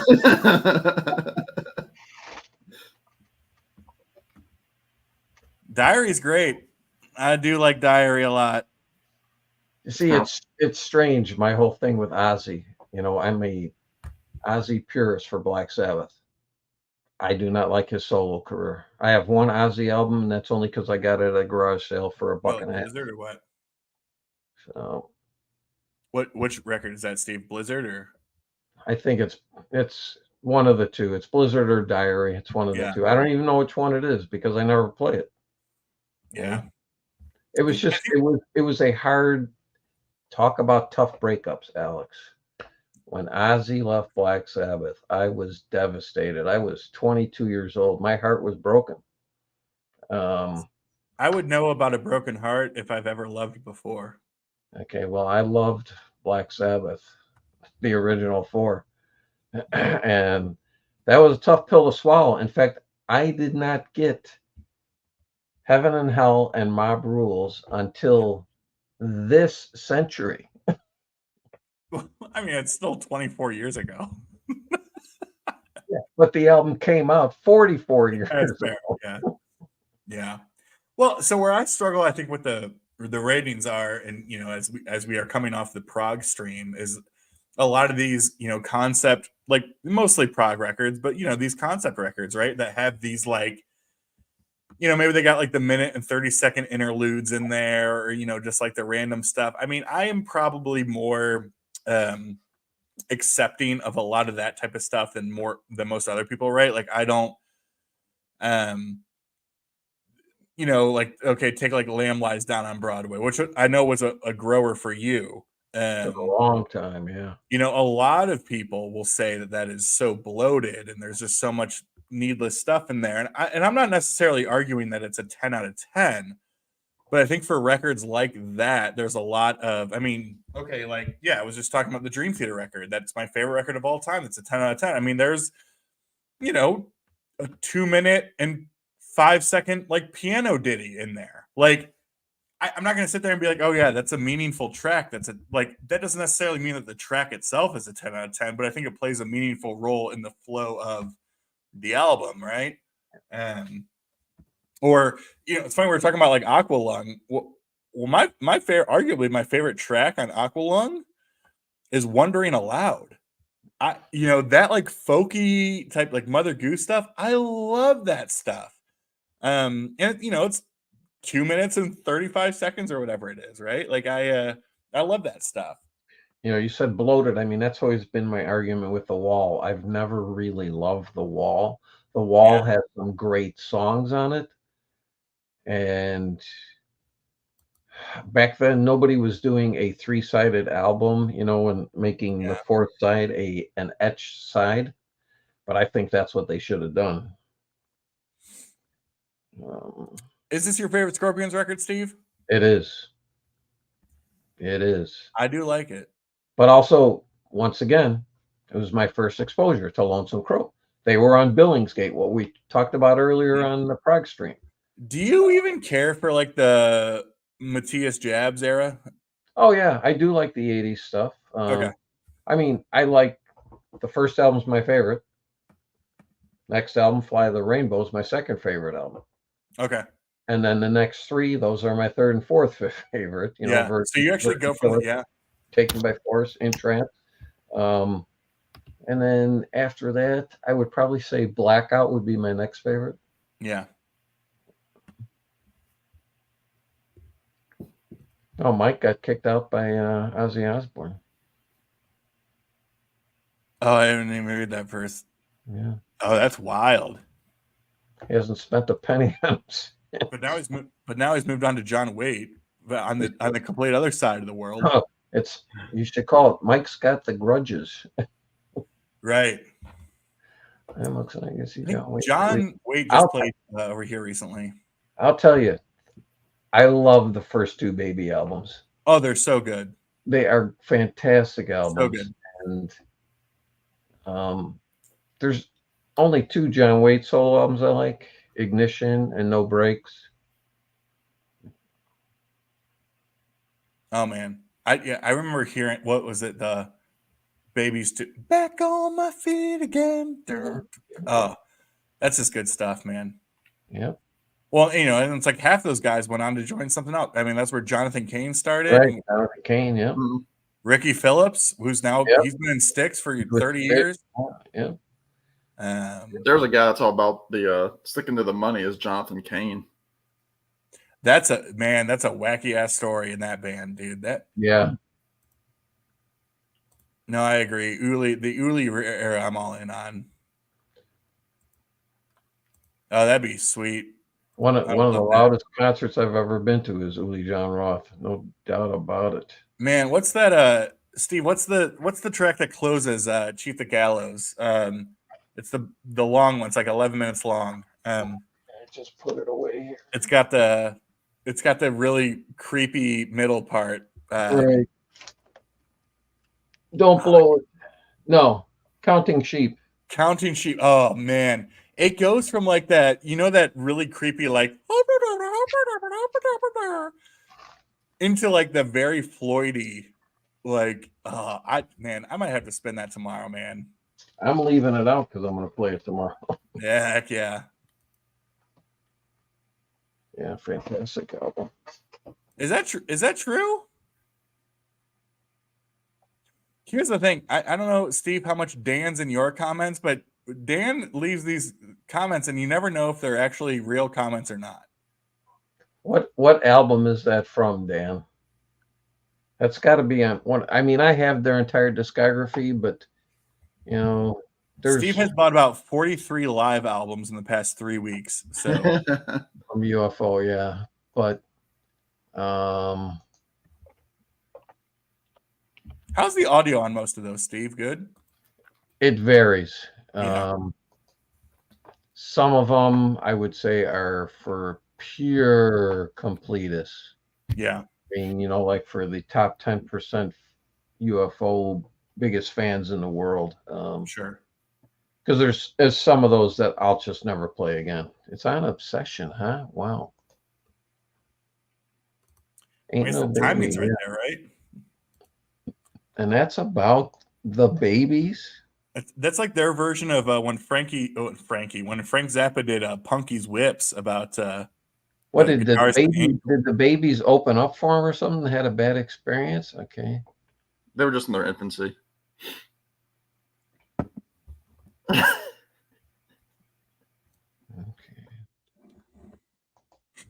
Let's see here. Well, I'm not getting it from the lyrics, so that's all I could contribute to this conversation. No, that's one of my favorite. That's like one of those records I got to find out there. I think it was only released in the UK, but what's that? So this is I know you're not a Zappa guy, Steve, but Zappa released live in New York one of his many live albums, and in the original issues of it, it opened, or at least on side one, was a song called Punky's Whips. And it was a complete trash show on Angel's guitarist. Punk was his name, Punky something. And just a complete hack show on this guy. And so it got released in the UK. And then immediately after the original issues of it, they recalled it and removed the track from the track listing. And so 99.9% of the issues out there do not have Punky's Whips on them. And in fact, start off the record with a much cleaner track, Titties and Beer. And so, or I think it's Titties and Beer into Penguins in Bondage. And so it's, in typical Zappa ways, but listen, okay. Here's the thing. How much money you down, brother? You want to tell us how much money you're down first or what? Yeah. Man, Anthony puts on this nice, very caring facade. And then he comes out here just swinging with his face. He's even a self-admitted degenerate. Yeah. Yep. Anthony is living the high life right now, having cigars and listening to, a deep cut Peter Criss album. And down 3,400. Dear Lord. No, because I texted him. I said, "Are you also lonely and upset on a Friday? Because I got the crew for you." He's not having cigars anymore. He's smoking Swisher Sweets. That's funny. Yeah. Punky Meadows. It's good Looking stuff. back. Well, he's Punky Meadows, yeah, with Angel. I saw Angel, and the bass player passed out on stage. I mean, really, they were supposed to be. I mean, they were almost like sort of marketed as like the next, not next, but like the side kick to Kiss, right, on Casablanca. And except they weren't all white instead. yeah, I mean, they fully embraced that whole glammy. Yeah. I love that debut they did, though. I think that's a great mix of like fantastic. That's a fantastic album. Yeah. Yeah. Well, actually, hey, Ohio's own, kind of. I mean, he was born in Kentucky, but he spent a lot of time in Columbus. I don't own a single Dwight album. I like Dwight Yoakam a lot. I have him singing on a few albums, like a couple of tribute albums. But I love Dwight because he's right there with like I mean, he obviously carried on the Buck Owens sound, like the Bakersfield sound, which also Marty Stewart carries over a lot. So I need to get some Dwight. He has some great covers of some good tunes, and he comes around here probably every other year or so. I didn't actually look what the records were because I'm just not. It's not really my style. But I know obviously he's doing the big box sets for Record Store Day, including a CD box set, right? Like I think that. Oh yeah. Would be probably the more financially responsible, as it were.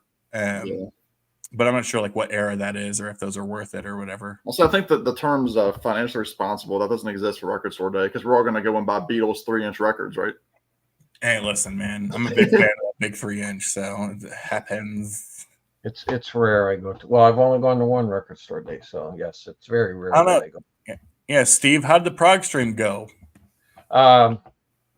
We set records, Anthony. There was a lot of self-indulgence, extended instrumental passages. Besides showing them, we also set records. Yeah. Well played, sir. Ooh, I don't know. I'm not aware of that. I don't know, Sam, if you're aware of Pete Anderson, if that means anything to you, but no, I don't know, little Petey. Yeah, not PDA. Well, that's a different thing, but I don't know. Well, never mind. Never heard of her. Why did Punky Meadows get brought up? How did that? Because that was what Punky's Whips was about in that Frank Zappa record. Oh, okay. Yeah. Yeah, I mean that was the big thing last year. And I'll say this too. I love the Doors, but I've stopped doing the whole live Doors records that are released on Record Store Day all the time. I mean, apparently, a lot of these are they're not even glorified. They're just official bootlegs, right? They're some recording that somebody, had in their pocket from, 71. And it's like, oh, let's do this. And so I don't know where does Sam come down on the Doors? Sam, you like the Doors? Well, if you would have seen, well, no, it hasn't happened yet. More of a Windows kind of guy. There's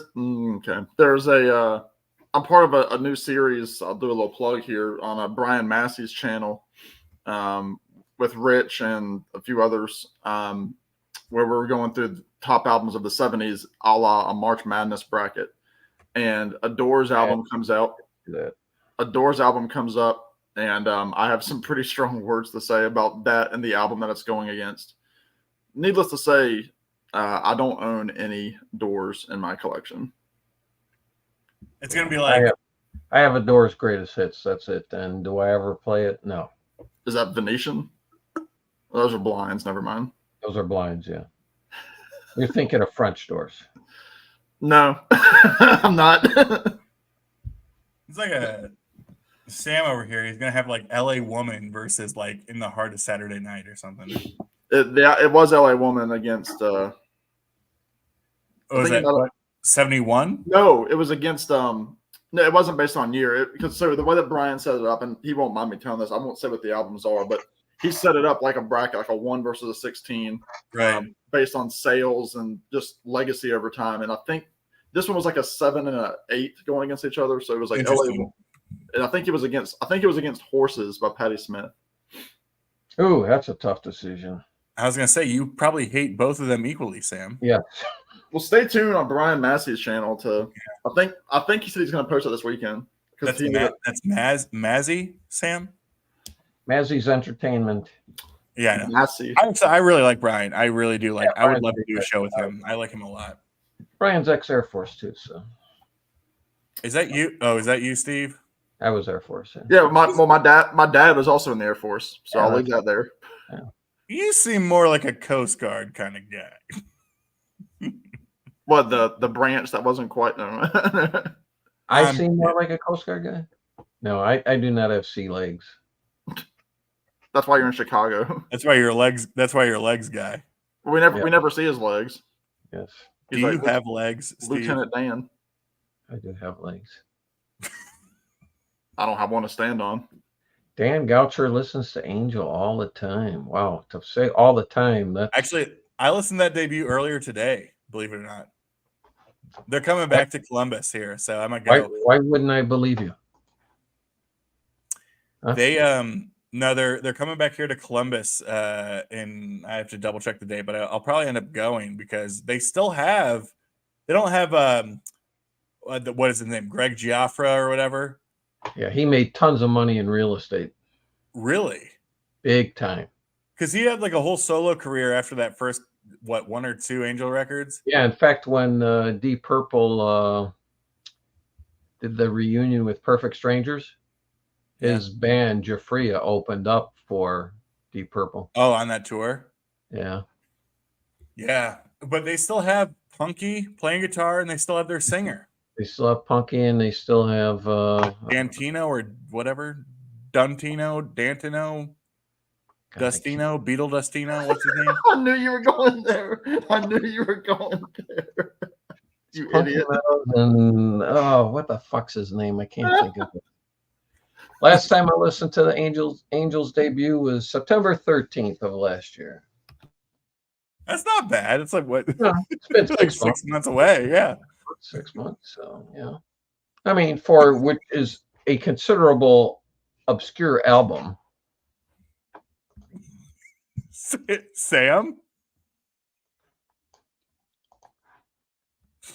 Get it together, Sam. I don't know if I want Alex coming to my home in a week, 2 weeks. When are you coming here? 2 weeks? Yeah. Oh, And then just wait till I, visit. How long are you in town, Alex? It'll be a hard 3 days. Oh, please don't say hard in that sentence. No, but he's got a pull-out sofa. It's fine. Okay. Did you figure out that guy's name, Steve? Dusty. You look it up? I'm looking it up right now. Okay. Frank Domino. Yeah, that's it. Yeah. Mickey Jones was the bass player I saw pass out. That was at the Randhurst Ice Arena. Ugh.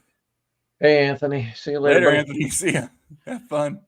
I like Hell of a Band. I think was it Dan? Did you bring that up? Probably. I like Hell of a Band. I like Hell of a Band. I like White Hot. I like pretty. Yeah, they probably lost me of what's the one with it's all white.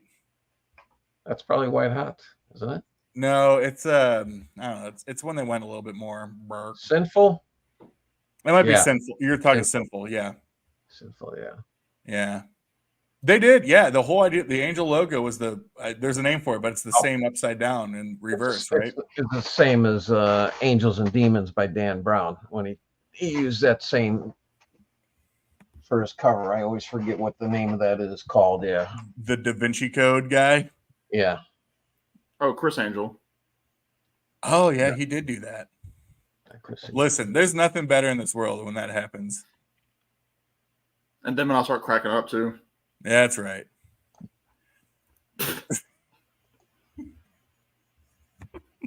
I don't know, man. I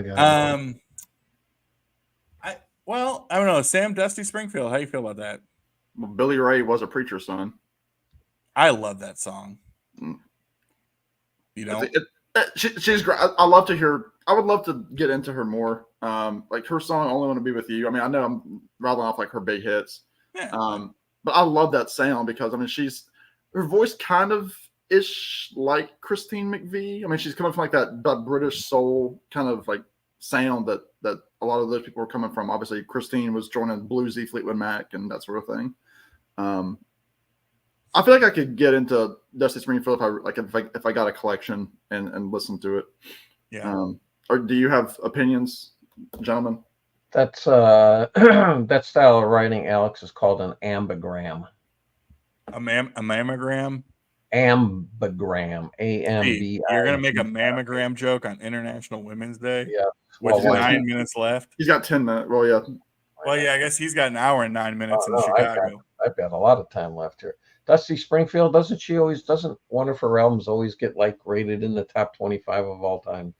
Isn't it just one of her comps though? Like I know it's Dusty in Memphis or something. Dusty like in that. Memphis. Good That's look the at one, you. yeah. But Sam, you were referring to Son of a Preacher Man, right? I was gonna say I just love that song. I mean, whether it's her version or there. Well, I mean, that guitar at the beginning is it's so good. Yeah, and all the remakes of it I love too. Yeah. Yeah, well, yeah, Son of a Preacher Man is on Dusty in Memphis. In Memphis. Yeah. You're right, Dan. It really is. I mean, they went kind of. Their first record, that Angel self-titled, is really like it's almost proggy, right? I mean, it's like a prog hard rock record, and then they go a little bit more hard rock, and then by that point they're going a little more power pop for sure. But post power pop, right? Can you say that post power pop? Is that a thing? Yeah, well, it's like post punk, right? Everything after punk is post punk. I guess, right? Anything after jazz is post jazz. Mm-hmm. I will say, I regret not being on like the Winehouse sort of train while she was around. I could totally see. I'm not into her, but I could totally see myself getting into her.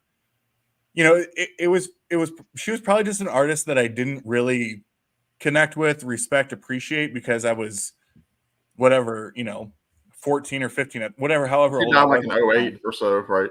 Like 07, 08.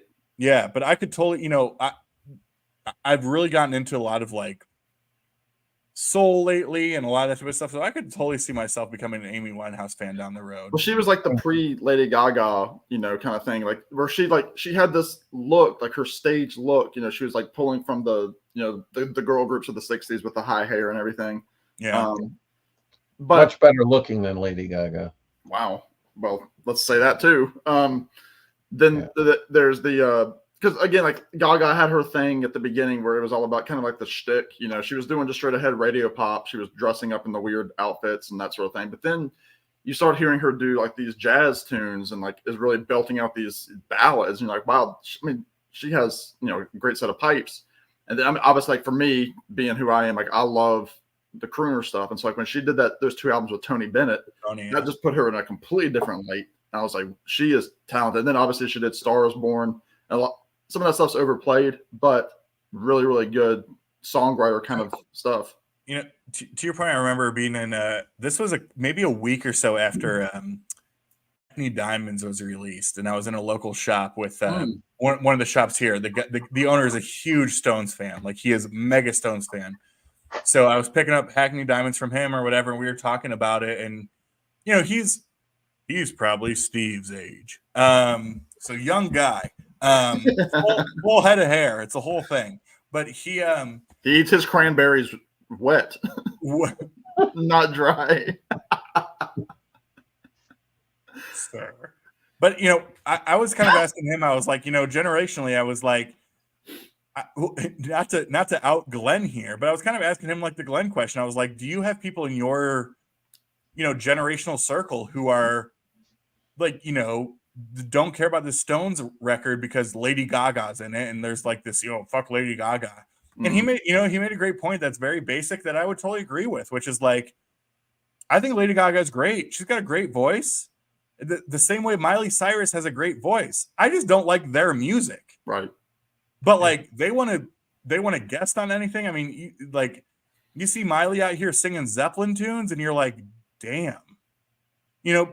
And the reality is, I think the deeper is that if they were to do that type of music, they wouldn't be fucking famous. Mm-hmm. Yep. I have the Amy Winehouse album. I listened to it once. February. Was it, the black one or Back in Black or whatever it was? back to Black. Back to Blue, Back in Black. February 18th of 08, I listened to it. Wow, you're due for a respin. Yeah, it's And been what better day to do it? it's been 16 years. I might give it another shot. It must be pretty good. Yep. It's like, yeah, go ahead, Sam. Let's hit him with the Kermit. You ready? Ah! It was Which is very similar to our Ray Romano. I'd say. Kind of is, sadly enough. Piggy. Have you turned off the comments? Because it's been like 13 minutes since somebody commented. No, I didn't turn off the comments. We just don't have fans. Wait, okay. Well, actually, Sam's a huge Casey Muskrat fan. Sam loves Casey Muskrat. It's his. It's my favorite song by America. Who is she kind of hot? I think I saw a picture of her. Huh? She's very attractive. Yeah, I thought so. She's kind of hot. Yeah. She had an album came out a couple of years ago called Golden Hour, which was really good. Kind of again some of like that dreamy kind of cosmic country-ish sound. But apparently this new album I'm excited about. First of all, because the tour, she has two openers. The first is Nickel Creek. That's right, Dan. Who I love with Chris Thiele. And then it has Lord Huron, a favorite of many of us here on the YouTubes. But apparently she's got a new album coming out that's supposed to be a straight ahead, just like songwriter album. Like it's not trying to go out and get like one hit off of it. And like I respect her a lot because she has mad respect for John Prine, and John Prine gave her a big blessing. She sang on a Brian Wilson record. Is that the only big thing he gave her, Sam? What's that? Is that the only big thing he gave her? Anyway, there's Besides a new album. The cranberries are getting in your head there, and the fruits that you're eating. Your head. But I'm in so That's a deep. great joke, Sam. The cranberries are getting in your head. The cranberries. I thought it was Moby Grape. Yeah. Yeah. But yeah, I like Casey Musgraves, and also Muskrat Love. Yeah. kind of hot. That's the subtitle of this stream. Dan's about to get mute. We're about to mute Dan for 10 seconds here. Dan's really just Jason. Yeah, it's actually true. No, I think actually this is Jason. This guy. I pulled up images of her. Yeah, she's a pretty girl. Like just now? Pardon me? You did it like just now? Just pulled up images of her. She's a pretty girl, eh? Hey, I want to be informed. And she's recently separated, divorced. That's better for you, Steve. I think she was married to Rustin I'm happily Kelly. married. That's better news for you two guys. Listen, Sam's got a thing for muskrats. I got to tell you, if either of you can land Casey Musgraves, Dang. Sam and I can't land a chicken patty sandwich. There's no way. Yeah, Steve, I have Alex coming to my apartment in 2 weeks. Like Seriously. not Casey Musgraves. Look, does she sing with a twang? Yeah. But I Okay. talk with a twang. I talk with a twang. I just wanted Sam sings with a twang. That's to why let you Mike. get all over the place, Steve. Steve is like the dad. No, listen. Steve is like the dad. We're like, oh, I hate that rock and roll music, except for your band, son. Yours is great. That's Steve to me. He's like, I like your twang. I just wanted to let Mike know. At Mike's got the spins. He says she writes good stuff. She may write good stuff, but she doesn't sing good stuff. Then Dang. Well, Steve just said he hates me. she's got no. Sam, you do not have an annoying twang. You do not. Well, that's what you think, but I mean, yeah. I mean, because you're from Virginia. You're very close to north of the Mason-Dixon. Okay. That in itself stings. But that's what they say about people in like DC. yeah, DC is not Virginia. Yeah. Well, it's not. That's Okay. Well, yes, you're correct. Nova is Virginia, and we don't. Yeah. so. I will say DC is unto its own. Thank you, Steve. Yes, you're correct. It's a district for those that don't know. Sam, I know we were talking about it in our chat. Where is that tour with Casey and Lord Huron? Where are they coming closest to you? I think Charlotte. And that's what, like 3-4 hours from you? It's almost 3 on the nose. Yeah. Yeah. She is Alex, attractive. I'm Guess he looking just at- wants to come to We have good Columbus. friends in Charlotte. Maybe they'll let you spend the night, Sam. I'll check with them. Okay. Thank you. He's He got didn't know what fuzzy to say to He's that. got fuzzy slippers. Wow, Casey's got some legs on her too. Good Lord. I'm looking now. They're coming to Grand Rapids. I'm looking at your area, Rosemont, Illinois. They're playing here in Columbus, Sam. Although they're not all with Lord Huron. Some of these are with Father John Misty, one of Glenn's new boys. They're coming to Baltimore, Pittsburgh, Columbus. They're coming to Columbus November 13th. Dude, I just fucking told you that like 3 times. I thought you said, are they coming toward Columbus? No, I knew they were coming to Columbus. They're playing at the Shot, bruh. And are you going? No, I'm not going to see fucking Muskrat in 35 minutes of Dick Huron, man. Yeah, but what about Casey and Lord Huron? And what about Give me Lord Huron at a headlining show in a smaller amphitheater or whatever, and I'm all in. Dan Goucher wants to know if Steve Howe is a good singer or a pretty bad singer. Yeah, well, you would know. You met him, Steve, in an elevator, right? I did meet him in a hotel corridor, yes. Tales from the Crypt style, huh? Yeah. Well, you've got quite the memory, Alex. Not bad, right? No. for a guy from Columbus. Yeah. I have the memory and the body shape of an elephant. I am not an animal. How tall are you, Alex? Depends who's asking. I'm asking. I'm 6'2.5" Okay. Got to get Really? in that half, huh? with shoes on. I thought you Yeah, were look, Steve, you always gotta get that half. What are you, Sam? depressed. No. Five. I'm 5'11". You know, I expected Glenn to be much taller when I met him, but we're really basically the same height. Sam, you're not 5'11". So, Oh yeah. Well, with fucking Yeah. heels on, but not with 5'11".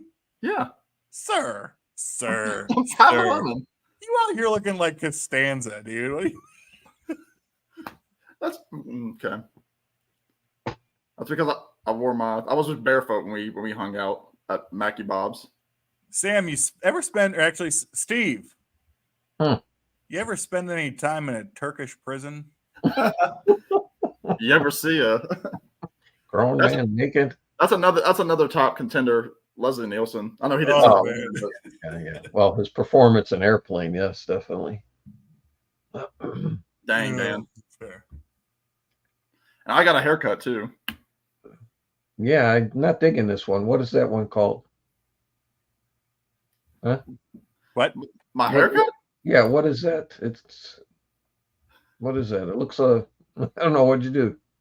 Sam, do Your- you have a go-to barber that you go to all the time? Or you Is just your go to blow dryer broken or something?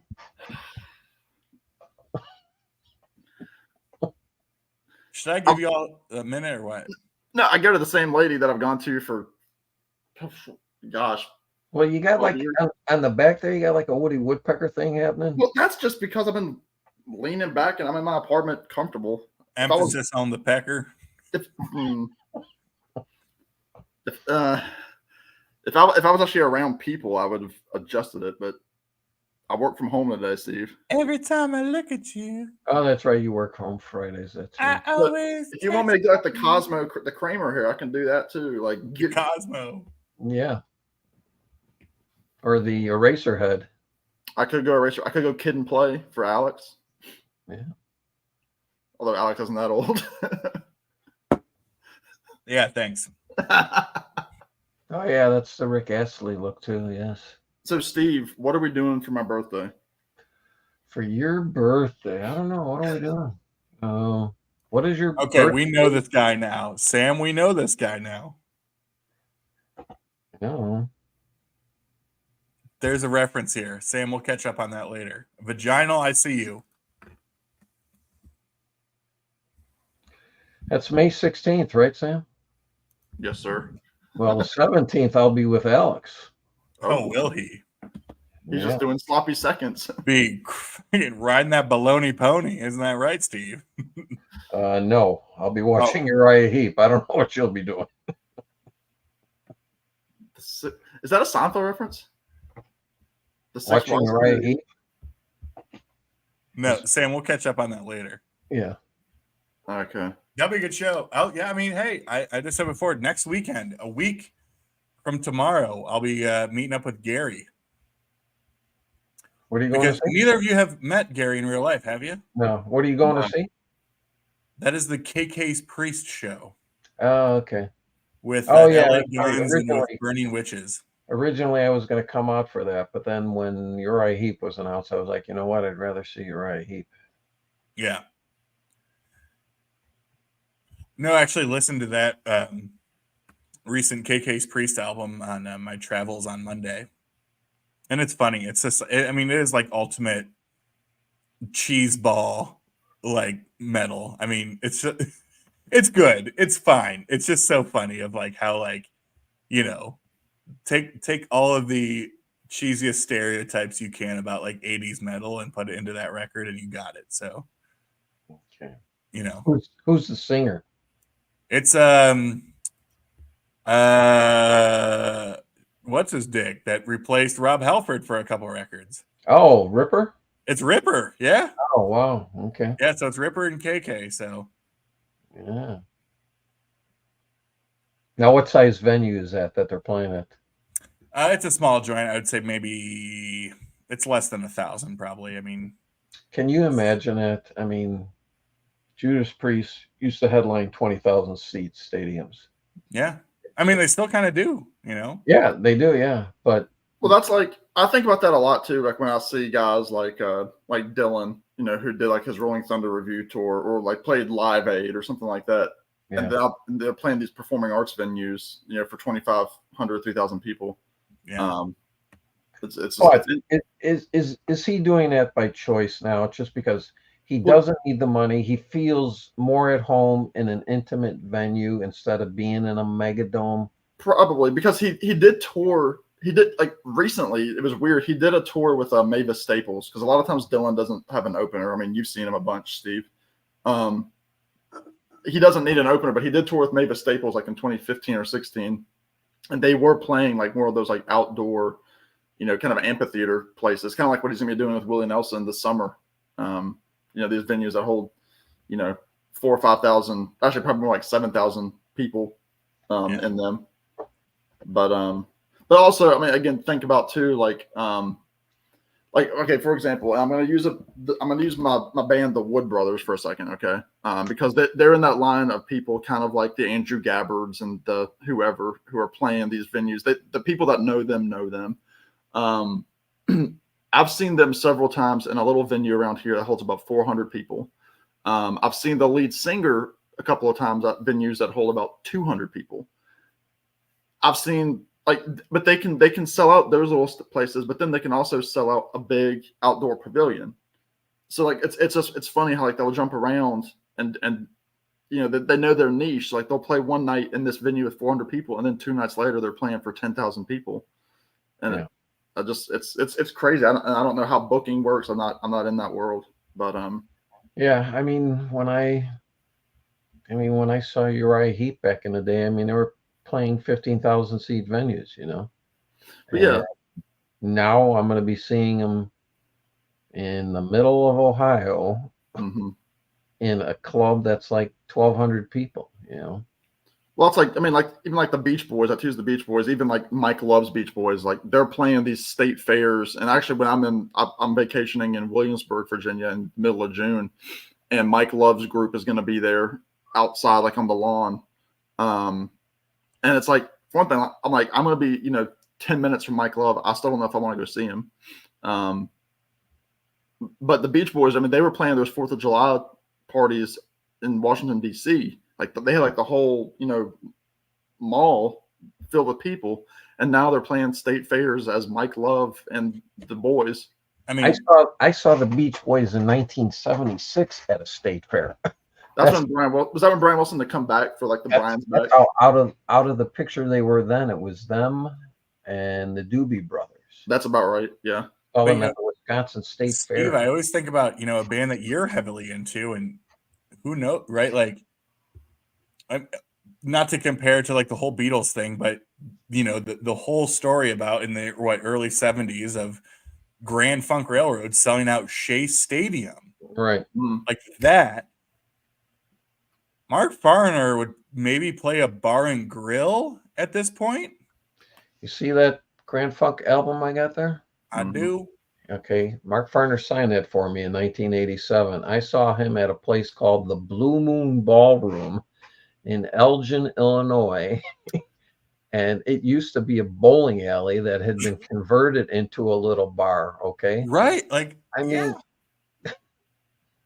and like, yeah, okay, yeah. I mean, Grand Funk's other people, but also like, I mean, he was selling out Shea Stadium. and he's great. He's Grand Funk. I mean, he's the voice of Grand Funk. Yeah. He's the lead singer and the lead guitarist. Normally, you want one of the two if you're going to go see the offshoot or whatever. Well, I mean, to be fair, though, Don Brewer sings quite a bit of their hits. He does, yeah. But the bulk of the catalog is sung by Mark. Well, isn't the funny thing too? I mean, again, I'm going into a topic that I know nothing about, but like with Blue Oyster Cult, like a group like them, or like the Marshall Tucker Band, like their biggest hits were about the non-singers, like the non-lead singers, right? Like "Heard It in a Love Song" was not what was that guy's name? Of Marshall Tucker Band, the lead singer. Marshall I can't Tucker. remember. Blue Oyster Cult's a perfect example. I mean, I saw them in 15, 20,000 seats stadiums. I mean, when they toured with Black Sabbath, that was the Black and Blue tour. I mean, they were playing 20,000 seat venues then. But now, I mean, last time I saw Blue Oyster Cult was in a bar in Arlington Heights, Illinois. I mean, and there were maybe 500 people there. I mean, right. It's just, I mean, and actually a band that still puts out albums to this day and still tours, Deep Purple, once again, another huge act. And now they come here, they'll play about a 3,000, maybe 3,500 seat venue. It's just the way it goes. I mean, not everybody can be the Stones and McCartney and. Well, Steve, I know that to go back to, again, kind of like looping this conversation back around, when Alex was talking about Hackney Diamonds, you're one of the, original like era of the Stones fans that you're loving Hackney Diamonds. Cause you show it often in your weekly roundup. I do like it. Yeah. John, because I was talking to John off camera yesterday about his Dylan show, and Dylan, because when Dylan, this is why I love Bob Dylan so much, is that you think that you figured him out because he's doing this Rough and Rowdy Ways tour. He's doing 9 out of the 10 songs from the album, and then he's doing some other songs. He does about 17 songs now in a show. No encore. It's 90 minutes flat. It's timed. It's done.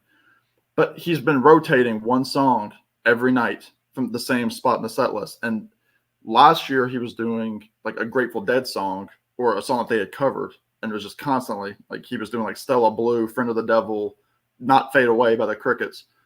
And now he's doing like 1950s stuff. Like he just did Roll Over Beethoven last night for the first time ever by Chuck Berry. He did Big River the night before that, the Johnny Cash tune, the first time in 21 years. And he did a Jimmy Rogers tune or Jimmy Reed tune the night before. So like he gets in his head that he's like, yeah, I'm just going to screw with them. And then he goes back, like when I saw him back in November, he was back to playing like the song at that part of the set was one of his crooner songs from one of his crooner albums. So it's interesting when, these artists kind of screw with you a little bit. Yeah, Dan, the song One Fine Morning got heavy airplay here by Lighthouse. Dan must be from Canada, huh? Yeah, he's from BC. Okay. Right. Yeah. Yeah, Sam might be going to that, I'm sure. I was looking because they're coming to Charlotte, but it's not Mellencamp on this side of the country. We're getting Robert Plant and Alison Krauss. Which ain't bad. No. Yeah, Robert Plant was in a little group. And Alison Krauss was in that massive stadium group called Union Station. Yeah, John was there for the Big River show. And that's on YouTube. But I couldn't warrant the Willie Nelson Bob Dylan ticket. I couldn't do it. What are they charging? Well, like, they're playing those outdoor kind of pavilions, and I don't do the lawn. Like I don't do the lawn. That's a dead seat to me. So like I was trying to get up to the very back of the venue, like the last few under the roof. One ticket on Ticketmaster, $210. Nope. And I've seen that. I know how Willie Nelson is now live. He's 91 almost. I was saying I've seen Dylan 6 times. Say that again, Steve. You broke up. I would say combined age there is 175. Well, see, that's the thing. Like, Plant and Krause were just in Charlottesville, Virginia last summer. My cousin and his now wife saw them, and it was like, $55 to see them there. Night, Marcia. Night, Marcia. Thanks for hanging out. See you, Marcia. Have a good night. So anyway, yeah, I would love to see that show because I've never seen Willie Nelson. I've never seen Robert Plant. And I'll probably not. I mean, I didn't because Robert Plant was 2 hours for me. I didn't drive 2 hours to go see Robert Plant. But the fact that they're all together, and my guess is that Dylan is going to be doing more hits for this. On a tour like that, probably, yeah. Because he did that for like when they did like Desert Trip, like out on the Coachella grounds, like that festival, like in 17 or 18, when you had McCartney was there, the Stones were there. He hadn't played Like a Rolling Stone for like 5 years, and he played Like a Rolling Stone like that night only, and then went back to his old set. So you're liable to get some good songs. Listen, Bob needs the money. T-shirts are easily $50 a pop. At Steve knows. He sets the prices on these. I don't set the price. I know. You just inform the price. There you go. I give them my price. I will say, Steve, that's up to them. We've probably had this conversation, Steve. I don't know how you feel about it, Sam. If I go to a small club show for an artist that is slugging it out in not even the tour bus, but the tour van. Well, you saw the Lemon Twigs like that recently. Lemon Twigs, right. And to be fair, I would have bought a shirt, but they didn't have fat as a size there. Well, their name is called the Lemon Twigs. Right. I was like, how about the Lemon Trunks? Okay.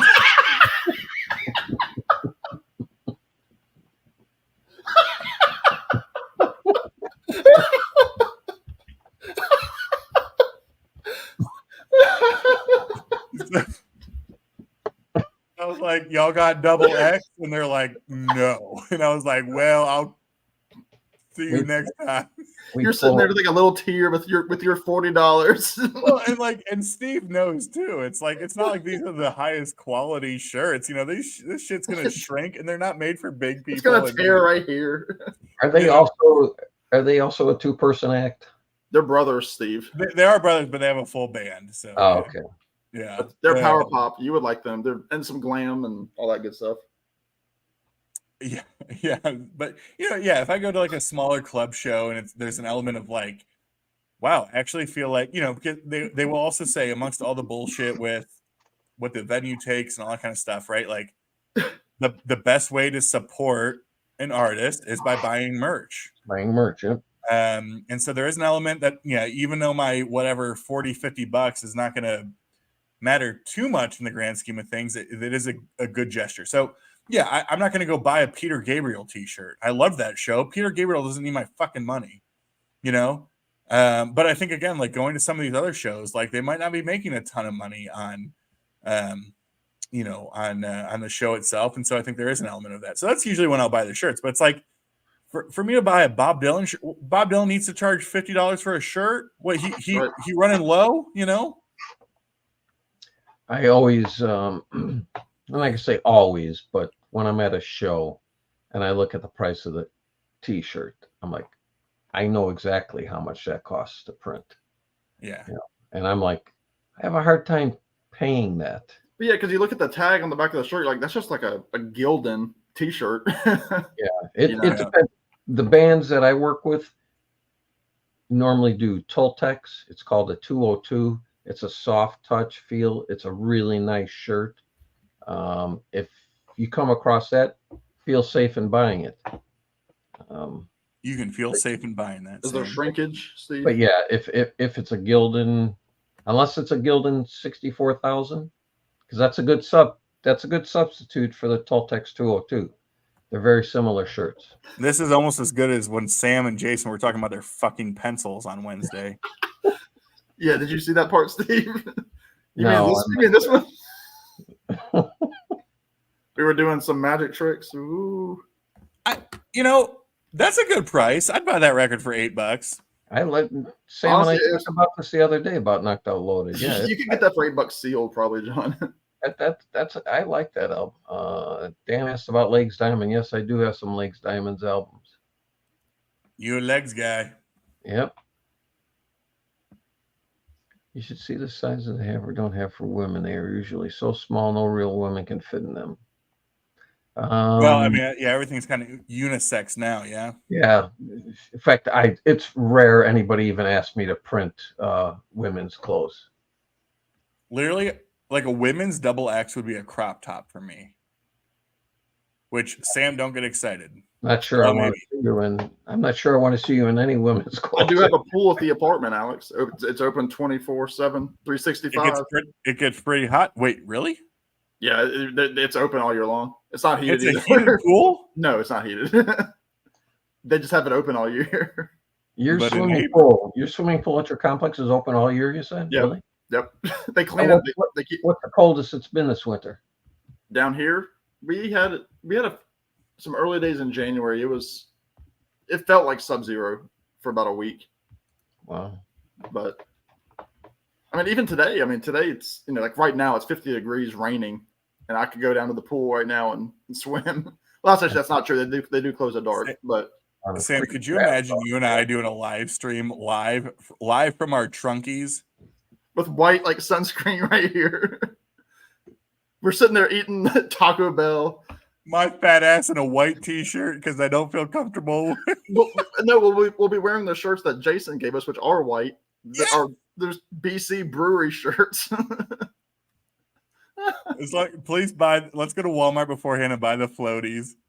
It's like we have to get Alex to 500 subs, otherwise he jumps in the pool and shows us the white T-shirt. I am shocked that they even make white T-shirts anymore because people just don't want them. Yeah. Well, and Steve, you know something about contests. So let me ask you this question. I'm at 415 subs. Mm-hmm. Do I do I'm not saying anytime soon, but do I do a contest to 500? And my thought is entirely up to you. Well, thanks for the help and support. Yeah. You know what's best, kid. Yeah. I think I'm gonna say 500 hoagies for 500 hoagies, and the challenge is that you have to eat 500 sandwiches in the year or something. It's called the Joey Chestnut Challenge. The Joey Chestnut. That's good. I'm so glad you know his name, Sam. Yeah, and I do too. I mean, when I did mine, that was the one where I had the math element to the contest. Oh yeah, that was before my time. Yeah, so yeah, we'll see. We'll see what happens here in the next. I mean, like I said, I wasn't planning on doing 750, but then when Sam pissed me off, I was okay. I'll go ahead and do 750. Right. Well, this will obviously take you over the edge there. So actually, it was kind of funny. Not long after I announced the contest, actually, I lost a sub, and I was talking to. It was like, I think it was actually during our live stream last week. I said, "Yeah, I lost a sub. I think it was probably Sam that unsubbed me." Yeah, it wouldn't be the first time, but. Yeah, well, I know that's why it fluctuates. It's just Sam fucking with me. Right. He'll unsub me one day, come back next day, give me a sub. Right. This is the creative shit I'm into right here. It's like, let's give the 666 giveaway. Yeah, there you go. That's a good idea. And so I don't know where you're at, Subwise Mike, but you might want to save that for yourself. Yeah.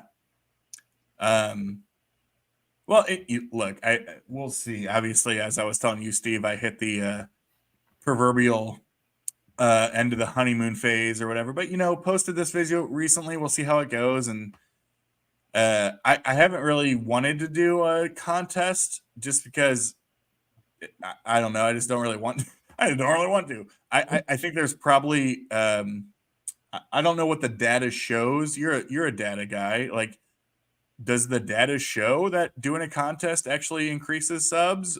Yeah, you'll get a bump, but especially now with obviously after you have the big the vinyl tag at the beginning of the year, all these new channels that jump in. There's a lot, yeah. And because there are people whose names I hear all the time that I'm not subscribed to, and they'll do a contest for me, and they're so I've heard Sam's name around around the watering hole, and they come around, and so early on because I've done 2 or 3, and they you do pick up there was one I picked up about 40. That's awesome. Yeah. I mean, there's only so many channels you can follow. I mean, to actively. That's the thing. Too, our algorithms, there comes a point where the sponge has soaked up everything, and the pool of people that we're trying to reach, it stops until another wave of people come in. That's a vinyl tag. That's putting a short out there that gets your name in the algorithm, whatever. Right. Yeah. I mean, it's okay, there's the 3 of us here. Yeah. And then the group you guys do with Jason and Robin, and I do with Marsha and Trevor. And then, you from all that, you've got all these offshoots. You've got Glenn, and you've got Gary, and you've got MGK. You got the Jeff Witcher group. You got Anthony. Yeah, you got Jeff Witcher, Chris Profi. You got Aaron. So, yeah, like you say, our algorithms are just bumping into each other.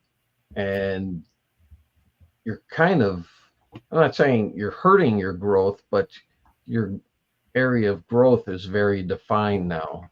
Right. Because you're just interacting with the same people all the time. Yeah, there's no value in there's no value in Sam coming on my channel in order to get subscribers. Right. Right. Like, he would, because he's a good guy and it's fun content, but he wouldn't do that with the motivation to be like, oh, I'm going to crack into Alex's network, Yeah. Well, that's you also have the other side of things. I mean, people the jazz bums, or those types of groups, and you have the Beatle people doing their thing, and they're all their own different algorithm. Like John's comment. Dan John. Music talk with John. Just to mess with you. Well, I know. Yeah, Steve, when you got to that 700, man, you were dicey there for a second. Yeah. John, I didn't even talk about Billy Joel tonight. Well, and you make a great point, Sam, because I'll try sometimes. I've been kind of trying to. I've been putting this off because it's not I literally have this is terrible, but so many other things, I've been putting off the vinyl finds video. I mean, I have fucking 50 records here at least to show. Your last couple of trips have been huge for you. And but it's I'm trying to think strategically about how to post them, because a lot of it is soul, funk, jazz, which Steve will watch because Steve's a great guy. And he's going to watch and he's going to like it and be like, hey, I like that, whatever, however Steve talks. But the people within the hard rock, whatever rock and roll sphere are not going to latch onto that. But also, so my thought is do I do a mixed bag, of oh, here's some new finds, and then it's a little bit of everything? Do I, portion out where it's oh, here are my soul and jazz finds, that type of stuff? I don't know.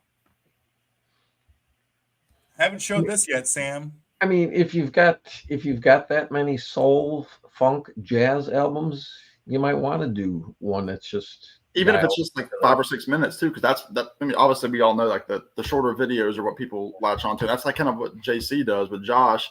He's I've got a pile of records. I'm just going to pull 5 random ones, and those are what I'm going to show this time. And he'll do 4 videos like that. Yeah. The algorithm. No, she has not, Dan. She has not mine either. But yeah, no, I mean, I do have a lot. And, I don't think she's ever commented on mine, but I never comment on hers. So you know what I mean.